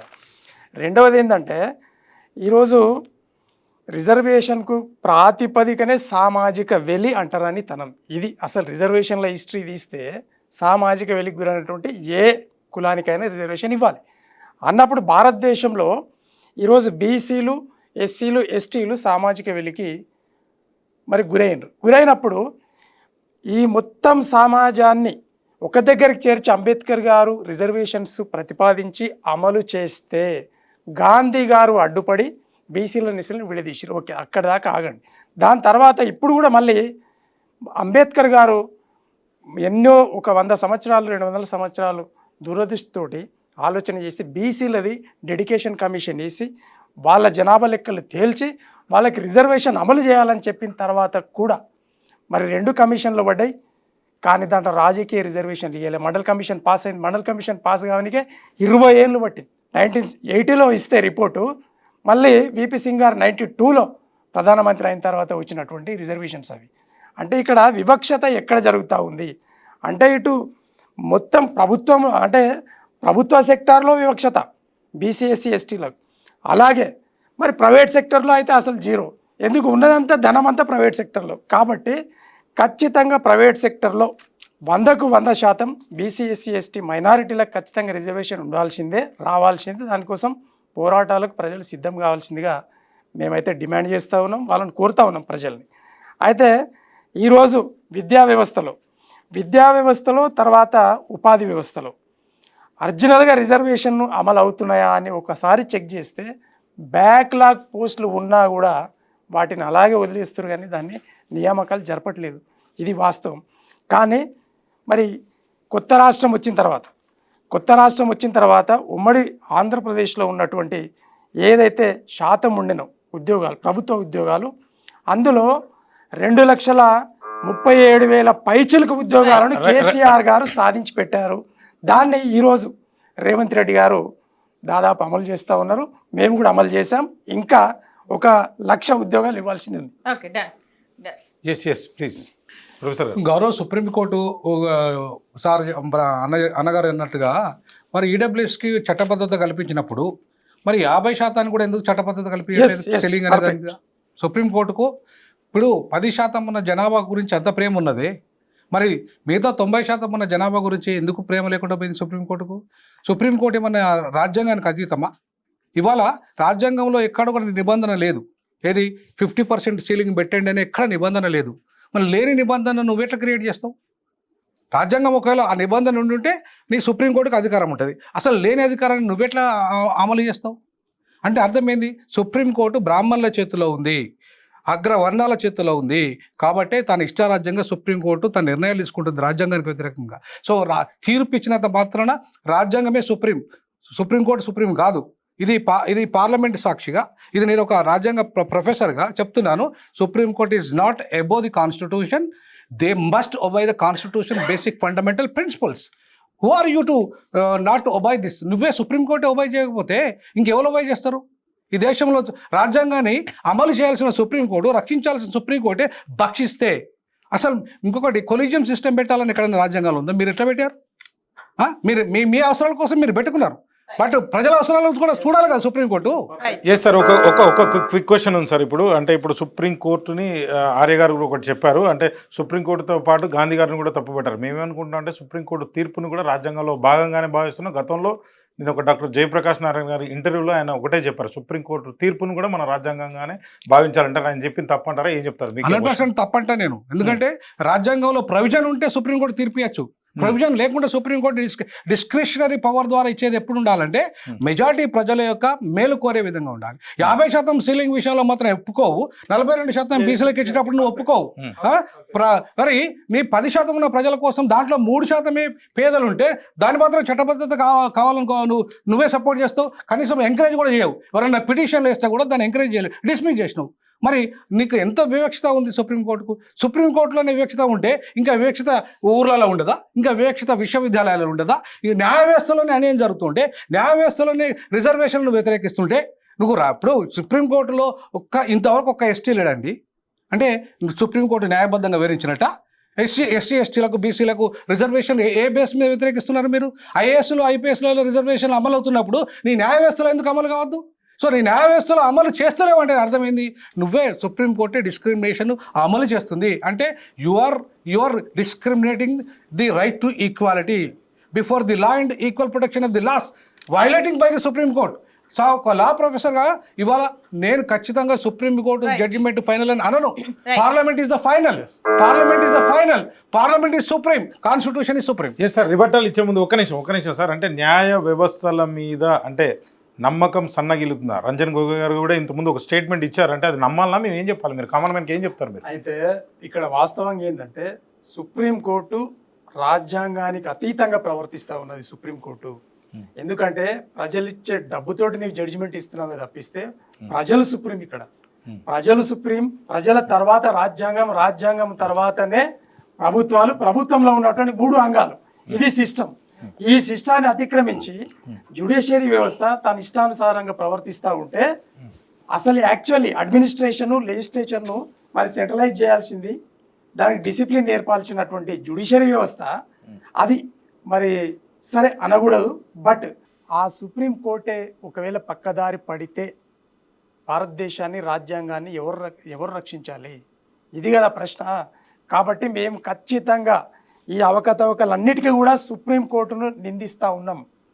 100% సుప్రీంకోర్టుదే తప్పు. ఈరోజు రాజకీయ పార్టీ నాయకులు, రాజకీయ పార్టీ అధిష్టానాలు తప్పు చేస్తూ ఉంటే కళ్ళు మూసుకొని చూస్తూ ఉన్నారు. ఎవరు రక్షించాలి? ఇది కదా ప్రజలకు కావాల్సింది. కాబట్టి మేము ఏమంటున్నామంటే ఖచ్చితంగా రిజర్వేషన్ సిస్టాన్ని మీరు ఏ విధంగా అయితే ఈడబ్ల్యూఎస్ని అమలు చేసిండ్రో దాన్ని రద్దు చేస్తూ, ఎందుకు రద్దు చేయాలి? వాళ్ళ అంటరానితనాన్ని అనుభవించలేదు, దాన్ని రద్దు చేస్తూ 52%, 42% ఈరోజు డెడికేటెడ్ కమిషన్ వేసి ఖచ్చితంగా బీసీల లెక్కలు తేల్చి బీసీ రిజర్వేషన్ను అన్ని రకాలలో విద్య, వైద్య, ఉపాధి, చదువు, తర్వాత పార్లమెంటు అంటే చట్టసభలలో కూడా వాళ్ళకి రిజర్వేషన్స్ ఇవ్వాలని చెప్పి మేము డిమాండ్ చేస్తాం. రైట్. Rapid fire question. భారత్లో రిజర్వేషన్లు ఇలాగే కొనసాగించాలా? అద్దం గారు. మార్చాలి. ఖచ్చితంగా కొన్ని మార్పులు తీసుకురావాల్సిన అవసరం ఉంది. విజయార్య గారు. అంటే అవును, అలాగే ఉండాలి. బట్ సామాజిక అసమానతలు మరియు వివక్షత పూర్తిగా తొలగిపోయే వరకు 100% రిజర్వేషన్ అట్లనే ఉండాలి. ఎందుకంటే వివక్షత ఉన్నన్ని నాలుగు రిజర్వేషన్స్ ఉండాల్సిందే. అసమానతలు ఉన్నంత కాలం రిజర్వేషన్ ఉండాల్సిందే. సెకండ్ వన్, ఎస్సీ ఎస్టీ బీసీలు అనేక రాష్ట్రాలకు ముఖ్యమంత్రులు అయ్యారు, కానీ అక్కడ ఆయా కులాల జీవితాలు ఆశించినంత ఎందుకు మెరుగుపడలేదు? ఇవాళ బానిసలుగా నేను చెప్పాను, గాంధీ గారే బానిసత్వానికి ఇవాళ పునాది వేశాడు. ఆ పునాదిలో భాగంగా వాళ్ళకు అసలు స్వేచ్ఛ లేదు, కాబట్టి వాళ్ళు ఇలా ఆశించినంత ఫలితాలు ఇవ్వలేకపోతున్నారు. ఉట్టి పపెట్స్ లాగానే మాత్రమే ఉన్నారు అక్కడ పదుల. దీనికి ముఖ్య కారణం బ్రహ్మనిజం. కాబట్టి అంబేద్కరిజం వర్సెస్ బ్రహ్మనిజం జరిగే క్రమంలో అంబేద్కరిజానికి సంబంధించిన పార్టీ లేనందుకు గాను బీసీ ముఖ్యమంత్రులు సరిగ్గా పనిచేయకపోవడం లేదు, ఇదే వాస్తవం. కాబట్టి వ్యక్తులు మారారు కానీ వ్యవస్థలో ఇంకా మార్పు రావాలి, అధికార వికేంద్రీకరణ జరగకపోవడమే ప్రధాన కారణం. అంటే ముఖ్యమంత్రి బలహీనుడైనంత మాత్రం లాభం లేదు. దార్శనిక దృష్టి ఉండాలి, నిజాయితీ ఉండాలి, నిబద్ధత ఉండాలి, ప్రజల పట్ల ప్రేమ ఉండాలి. నెక్స్ట్ వన్, వ్యవసాయం లాభసాటి కానప్పుడు భూములు పంచడం అనే ఎన్నికల హామీ సరైనదేనా? భూములు లేవు అసలు పంచడానికి. అది కాలం చెల్లిన డిమాండ్ అయింది. భూములు ఉన్నాయి కానీ ఇవ్వడానికి ప్రభుత్వాలు సిద్ధంగా లేవు. వాళ్ళు ప్రైవేట్ వ్యక్తులకు పెట్టుబడిదారులకు ఇస్తున్నారు, 10 లక్షల ల్యాండ్ బ్యాంకులు ఏర్పాటు చేస్తున్నారు. కానీ ప్రజలకు సంబంధించి ఇల్లు లేని వాళ్ళకు కానీ తిండి లేని వాళ్ళకు కానీ వాళ్ళకి ఇవ్వడానికి భూమి లేదంటే ఇది దుర్మార్గం. ఖచ్చితంగా ప్రభుత్వ విధానాలకు ఖచ్చితంగా మార్పు రావాల్సిన అవసరం ఉంది. 3000 సంవత్సరాల పోరాటానికి మూలాధారమే భారత రాజ్యాంగం. దాంట్లో ప్రతి భారత పౌరుడికి భూమి ఇవ్వాలని ఉంది. ఖచ్చితంగా భూమి ఉండాల్సిందే. అది కూడా 5 ఎకరాల భూమి ఖచ్చితంగా ప్రతి పౌరుడికి ఇవ్వాల్సిన అవసరం ఉంది. భూమి ఇవ్వాలి కానీ అది సాగుకు వీలుగా ప్రభుత్వం పూర్తి మద్దతు ఇవ్వాలి. అప్పుడే దానికి సార్థకత. మహానగరాలకు వలస వచ్చే రిజర్వేషన్లు కలిగిన వర్గాలు దుర్భర జీవితాలు గడపాల్సిన అవసరం లేకుండా గ్రామాల మధ్య చిన్న పట్టణాల అభివృద్ధిని మీరు సపోర్ట్ చేస్తారా? సపోర్ట్ చేస్తాను. విజయరే గారు, ఖచ్చితంగా గ్రామీణ ఆర్థిక వ్యవస్థను బలోపేతం చేయడం ద్వారానే వలసలను అరికట్టవచ్చు. గ్రామీణ ఆర్థిక స్వావలంబన తప్పనిసరి. నెక్స్ట్ వన్, రిజర్వేషన్లతో కుల వివక్ష పోతుందా? రిజర్వేషన్ బయట కులాలతోనే కాకుండా వర్గీకరణ వంటి కారణాలతో రిజర్వేషన్ లోపలి కులాల మధ్య ద్వేషాలు ఇంకా పెరిగే అవకాశం లేదా? రిజర్వేషన్లతో కుల వివక్ష పోదు, కులము పోదు. రిజర్వేషన్లు కుల వివక్షత కారణంగానే వచ్చినాయి కాబట్టి కులం రద్దయ్యేదాకా రిజర్వేషన్లు ఉండాల్సిందే. రిజర్వేషన్లు ఉంటాయి కాబట్టి వర్గీకరణ కూడా ఆ వివక్షతలో భాగంగానే ఆయా కులాలు కొంతమంది లబ్ధి పొందుతున్నారు కాబట్టి ఖచ్చితంగా ఆ లబ్ధి పొందని వాళ్ళు పొందాలి. వివక్షత ఉన్నంత కాలం అసంతృప్తి ఉంటుంది. రిజర్వేషన్లు ద్వేషాన్ని పెంచవు, వివక్షతను తగ్గిస్తాయి. పెట్టిందే వివక్షను తగ్గించడానికి కానీ ద్వేషాన్ని పెంచడానికి కాదు. వర్గీకరణ అనేది అంతర్గత న్యాయం కోసం చేసే ప్రయత్నం మాత్రం. వర్గీకరణ అన్నదే అంత్యోదయ విధానం. చివరి పంక్తిలో చివరి వ్యక్తి వరకు ఆ ఫలాలు అందడమే వివక్ష రహిత సమాజ నిర్మాణం కోసం. ఎస్సీ ఎస్టీల తరహాలో బీసీలకు రక్షణకు ప్రత్యేక చట్టం తేవటం అంటే చట్టబద్ధ పాలనలో ప్రభుత్వాలు విఫలమైనట్లు కాదా? ఆ వర్గం వివక్షకు గురి కాబడ్డది కాబట్టి అవసరం. వినోద్ గారు, మోస్ట్ బ్యాక్వర్డ్ కులాలు కొన్ని కులాలు అయితే ఎస్సీ ఎస్టీల కంటే దుర్మార్గమైన జీవితాన్ని అనుభవిస్తున్నాయి కాబట్టి వాళ్ళకు ప్రత్యేకమైన రక్షణ అవసరం. అట్లాంటి చట్టాలు కూడా ఖచ్చితంగా మనం వెల్కమ్ చెప్పాల్సిందే. ఓకే, విజయరే గారు, బీసీలకు ఖచ్చితంగా ప్రత్యేక రక్షణ చట్టం అవసరం ఎస్సీ ఎస్టీల మాదిరిగా. ఎందుకు అనంటే వాళ్ళు కావాలని ఎమోషనల్గా గాంధీ గారు విడదీశారు కాబట్టి ఖచ్చితంగా వాళ్ళని ఈ చట్ట రక్షణ కల్పించి వాళ్ళను ఎస్సీ ఎస్టీ బీసీ సామాజిక వర్గానికి రక్షణ కవచంగా ఖచ్చితంగా బీసీ చట్టాలు రావాల్సిందే, రక్షణ చట్టాలు. బీసీలలో కూడా సంచార కులాలు జాతులు చాలా నిర్వీర్యంగా బ్రతుకుతున్నాయి. వారికి ప్రత్యేకమైనటువంటి చట్టాన్ని తీసుకొచ్చి ఆదుకోవాల్సిన అవసరం ఉంది. నెక్స్ట్ వన్, రిజర్వేషన్లు పొందిన వారు నియో బ్రాహ్మణులా తయారవుతున్నారని ఒకప్పుడు ప్రధాని ఇందిరాగాంధీ చేసిన విమర్శలపై మీరేమంటారు? అంటే బాధ్యత లేని వాళ్ళు అట్లా తయారవుతారు. ఓకే, నెక్స్ట్ వినోద్ గారు. ఖచ్చితంగా అండి. నియో బ్రాహ్మణిజాన్ని ఇవాళ ప్రమాదం అంతా నియో బ్రాహ్మణిస్టులతోనే దళితులలో జరుగుతున్నది. ప్రధానంగా అన్ని బీసీలలో కూడా ఉంది, మైనార్టీలో కూడా ఉంది. ఈ నియో బ్రాహ్మణిజం అంతం కావాలంటే క్రిమిలేయర్ అనే దాన్ని సంపన్నులను ఆ రిజర్వేషన్ పరిధి నుండి తొలగించాలి. అది అందరికీ వర్తించదు. అయితే లబ్ధి పొందిన వారి తిరిగి సమాజానికి తోడ్పడాలి, పే బ్యాక్ టు సొసైటీ. అలాగే మళ్ళీ బ్రాహ్మణిజం అనేది అందరికి ఒక రోగం లాంటిది. భారతదేశంలో కులభారతంగా మారడానికి కారణమే బ్రహ్మనిజం కాబట్టి బ్రాహ్మణిజాన్ని అందరూ కలిసి తులనాడాలి. లేకపోతే ఈ రోగంతో అందరూ చనిపోతారు, ఇంతకంటే వేరేది. నియో బ్రాహ్మణిజం అనే పదం ఇప్పుడు పెద్ద అర్థవంతమైంది కాదు. బాధ్యతలు మరచి తాము ఏ వర్గాల నుండి పుట్టామో అనే భూమికను మర్చిపోవడం సరియైంది కాదు. ఇంకోటి, బ్రాహ్మణులు ఆధిపత్యంతో అందరు ఉంటారని ఆ భావం రావడం కూడా మంచిది కాదు. నెక్స్ట్ వన్, క్రిమిలేయర్ ఉండాలా వద్దా? ఉండాలి, ఖచ్చితంగా ఉండాలి. ఇంతకుముందు నియో బ్రాహ్మణిజం అనేది క్రిమిలేయర్ యొక్క కాన్సెప్ట్. ఎందుకంటే వారు ఇందిరాగాంధీ గారు అదే దృష్టితోని గరీబీ హఠావో నినాదాన్ని ఎప్పుడైతే ఇచ్చారో దాంట్లో తన వర్గంలోని సంపన్నులతో పాటు దళిత వర్గంలో సంపన్నులు కూడా దాన్ని గరీబీ హఠావుని వ్యతిరేకించారు భూస్వాములంతా కూడా. సో భూస్వాములు తన భూమిని పంచడానికి సిద్ధంగా లేరు దళితులలో కూడా. కాబట్టి ఖచ్చితంగా క్రిమిలేయర్ ఉంటే ఆ వర్గాలన్నీ దూరం అవుతాయి. ఓకే, విజయార్య గారు. దాదాపు 3000 సంవత్సరాల నుండి అనాదిగా అణచివేతకు గురైనటువంటి ఈ జాతులకు క్రిమిలేయర్ అనేది ఉండొద్దు.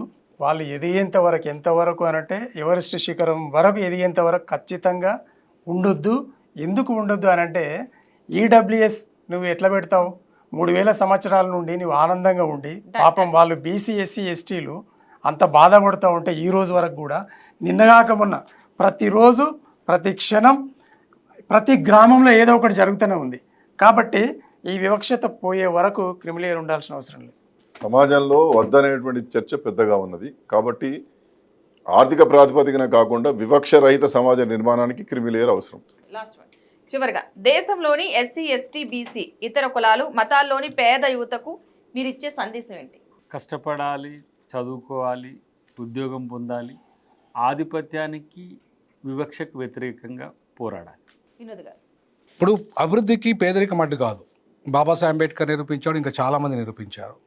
కాబట్టి ఎస్సీ ఎస్టీ పేదలు ఎవరైతే ఉన్నారో వాళ్ళంతా కూడా ఆత్మస్థైర్యంతో ఖచ్చితంగా మేము ఏదో ఒకటి సాధించాలనే ఒక ఆత్మస్థైర్యంతో ముందుకెళ్ళాలి. ఉన్న ప్రభుత్వ హాస్టల్స్ను కానీ ప్రభుత్వ కాలేజీలు కానీ వీటన్నిటిని వాడుకొని వాళ్ళ అభివృద్ధి దిశగా, వాళ్ళ కుటుంబాన్ని వాళ్ళు అభివృద్ధి దిశగా, ఫలితంగా రాష్ట్రం దేశాన్ని అభివృద్ధి చెందే దిశగా అడుగులు వేయాలి. ఇలా ప్రైవేట్ రంగంలో పోటీ పడే విధంగా ఆ స్థాయిలో ఇలా వాళ్ళు ముందుకు వెళ్ళాలని చెప్పేసి నేను ఆశిస్తున్నాను. విజయార్య గారు. పేద యువత ఎప్పుడు కూడా ఇతరులకు ప్రేరణగా ఉండాలి. అలాగే తోటి విద్యార్థులతో వాళ్లకు వివేకాన్ని కల్పిస్తూ ఏ విధంగా అయితే పూలే, సాహు అండ్ అంబేద్కర్ గారు కష్టపడి వాళ్ళు అవమానాలను కోర్చి ఏ విధంగా అయితే గొప్ప నాయకులు అయినరో ఆ విధంగా వాళ్ళను స్ఫూర్తిగా తీసుకొని పేద విద్యార్థులు ఎదగాల్సిన అవసరం ఉంది. అలాగే విద్యను ఆయుధంగా చేసుకొని ఆ ఆయుధం ద్వారా మరి హక్కుల కోసం రాజ్యాంగబద్ధంగా పోరాడండి. అలాగే రాజకీయాల్లో చురుగ్గా పాల్గొని మీ భవిష్యత్తును మీరే నిర్దేశించుకోండి.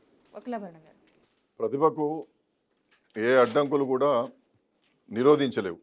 ప్రతిభ అనేటువంటిది ఎవరి దగ్గర ఉండేటటువంటి సొత్తు కాదు, ప్రతిభ అందరి దగ్గర ఉండేది. కాబట్టి ప్రతిభగా నిరూపించుకునే ఒక నూతన సమాజ నిర్మాణం కోసం యువత బయలుదేరాలి. ఎస్, అంటే చివరిగా సార్, సో ఈ ఎపిసోడ్కి సంబంధించి అంటే గతం దాన్ని కూడా కొంత దీంట్లో తీసుకురావడం జరిగింది. సో సబ్జెక్ట్ సాగింపుగానే జరిగింది. దీనికి సంబంధించి మీ నలుగురు కలిపి ఒక రిజల్యూషన్ ఇవ్వగలిగితే బెటర్ అనేది క్లుప్తంగా ఏం చెప్తారు మీరు మొదలుగా? ఒకటి, భారత సమాజం కులాల సమాజం. కులాన్ని మూలం నుంచి తీసే ప్రక్రియ ఇప్పుడు సాధ్యమయ్యే పని కాదు. కులాల తమ అస్తిత్వము, తమ యొక్క అభివృద్ధిని ముందుకు తీసుకుపోయే విధంగా ప్రభుత్వాల కార్యాచరణ ఉండాలి.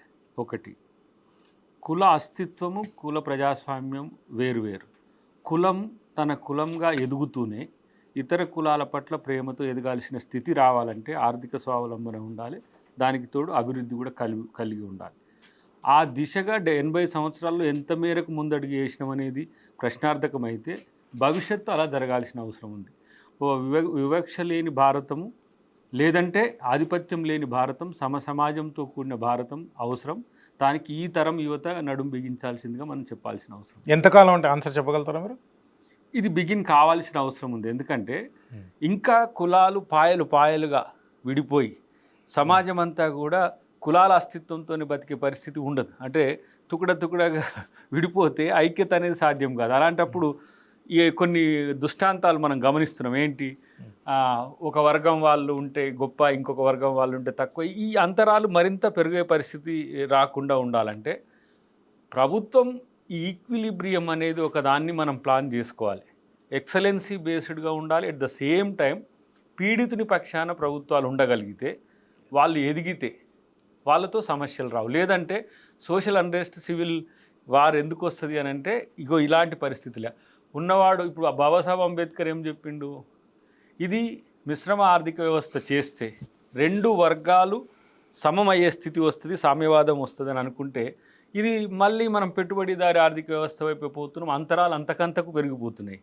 కార్పొరేట్ సెక్టర్ ఒకవైపు అయితే తిండికి లేనివాడు ఇంకొక వైపు అవుతాడు. ఇప్పటికీ మనం ఫ్రీ బీస్ మీద ఆధారపడాల్సి వస్తుంది. కాబట్టి అలా కాకుండా ఉండాలంటే ఉన్న బడ్జెట్ను మనం సమంగా పంచగలిగి ఆర్థిక వృద్ధి, సామాజిక అభివృద్ధి రెండింటిని కనుక మనం కలగలిపే నాయకత్వం కలగలిపితే దాన్ని అర్థం చేసుకునే స్థాయి మనం పెంచగలిగితే ప్రజల మధ్యన వైరుధ్యాలు తగ్గుతాయి, సమస్యలు రాకుండా. బాబాసాహెబ్ అంబేద్కర్ గారు సమాజంలో సమాన గౌరవం, సమాన అవకాశాలు ఉన్నప్పుడు మాత్రమే ప్రజాస్వామ్యం స్థిరపడుతుంది అన్నారు. అందుకు వారు కొన్ని ప్రధానమైనటువంటి విలువలను చెప్పారు. లిబర్టీ అంటే స్వేచ్ఛ, ఈక్వాలిటీ అంటే సమానత్వం, ఫ్రెటర్నిటీ అంటే సౌభ్రాతృత్వం. ఇవి ఈ సమాజంలో రానంత కాలం ఈ సమాజంలో కులాన్ని తొలగించడం సాధ్యం కాదు. కులం అనేటువంటిది ఒక సామాజికమైనటువంటి వెనుకబాటుతనమే తప్ప కులం అనేటువంటిది అవకాశాలు పొందడానికి కావాల్సినటువంటి ఒక అవకాశం కాదు అది. కాబట్టి కులం అని చెప్పి ఫలానా కులానికి రిజర్వేషన్లు ఎందుకు ఇవ్వాలి అనేటువంటి దిశగా ఆలోచించకుండా రాజ్యాంగంలో ఉన్నటువంటి సామాజిక న్యాయం కలిగిందా, ఇప్పటి వరకు అందరికీ సమానమైనటువంటి హక్కులు వస్తున్నాయా, సమానమైనటువంటి బడ్జెట్ ఉందా, సమాన స్థాయిలో చదివించగలుగుతున్నామా, ఈ పేదరికం ఇప్పటికి ఎందుకు ఉంది? ఈ సుమారు 80 సంవత్సరాలు దగ్గరికి వస్తున్నటువంటి స్వాతంత్ర భారతంలో ఇవాటికి కూడా 4000 కులాలు అభివృద్ధి వెలుపలే ఉన్నాయి, నాగరికతకు వెలుపలు ఉన్నాయి, సివిలైజ్డ్ సొసైటీగా లేరు వాళ్ళు. దానికి కారణాలు ఏమిటి? కాబట్టి కులము అనేటువంటి ప్రాతిపదికకు చూడకుండా మానవత్వం దృక్పథంగా ఆధునిక అభివృద్ధిని అందించేటటువంటి దిశగా ప్రభుత్వాలు చర్యలు చేపడితే అప్పుడు కులరహితమైన సమాజ నిర్మాణం ఏర్పడుతుంది. అవన్నీ ఏమీ చేయకుండా కులం పోవాలని కోరుకోవడం అది అప్రజాస్వామికం. వినోద్ గారు, ఈరోజు we the people of India అంటే భారతదేశం అని భారతీయులమైన మనం దాంట్లో కులము, వర్గము, ప్రాంతము అన్నిటికీ రహితంగా సామాజిక న్యాయాన్ని, ఆర్థిక న్యాయాన్ని, రాజకీయ న్యాయాన్ని, సాంస్కృతిక న్యాయాన్ని, సో అన్ని రకాల లింగ వివక్షతను అట్లా అన్ని రకాల వివక్షతకు వ్యతిరేకమైన సమసమాజ నిర్మాణాన్ని చేపట్టాలని రాజ్యాంగమే చెప్తుంది. అప్పుడే సమానత్వం వస్తుంది అని చెప్పేసి అంబేద్కర్ గారు అన్నాడు. ఈ రాజ్యాంగాన్ని ఈ దేశానికి సమర్పిస్తూ అంబేద్కర్ గారు ఏమన్నారంటే, మనము రాజకీయ పరంగా ఒక ఓటు ఒక మనిషికి ఒక విలువ ఉంది, బట్ సామాజికంగా ఆర్థిక సమానత్వం ఉందా ఈ దేశంలో? దాన్ని సాధించడమే పాలకుల లక్ష్యం అన్నాడు.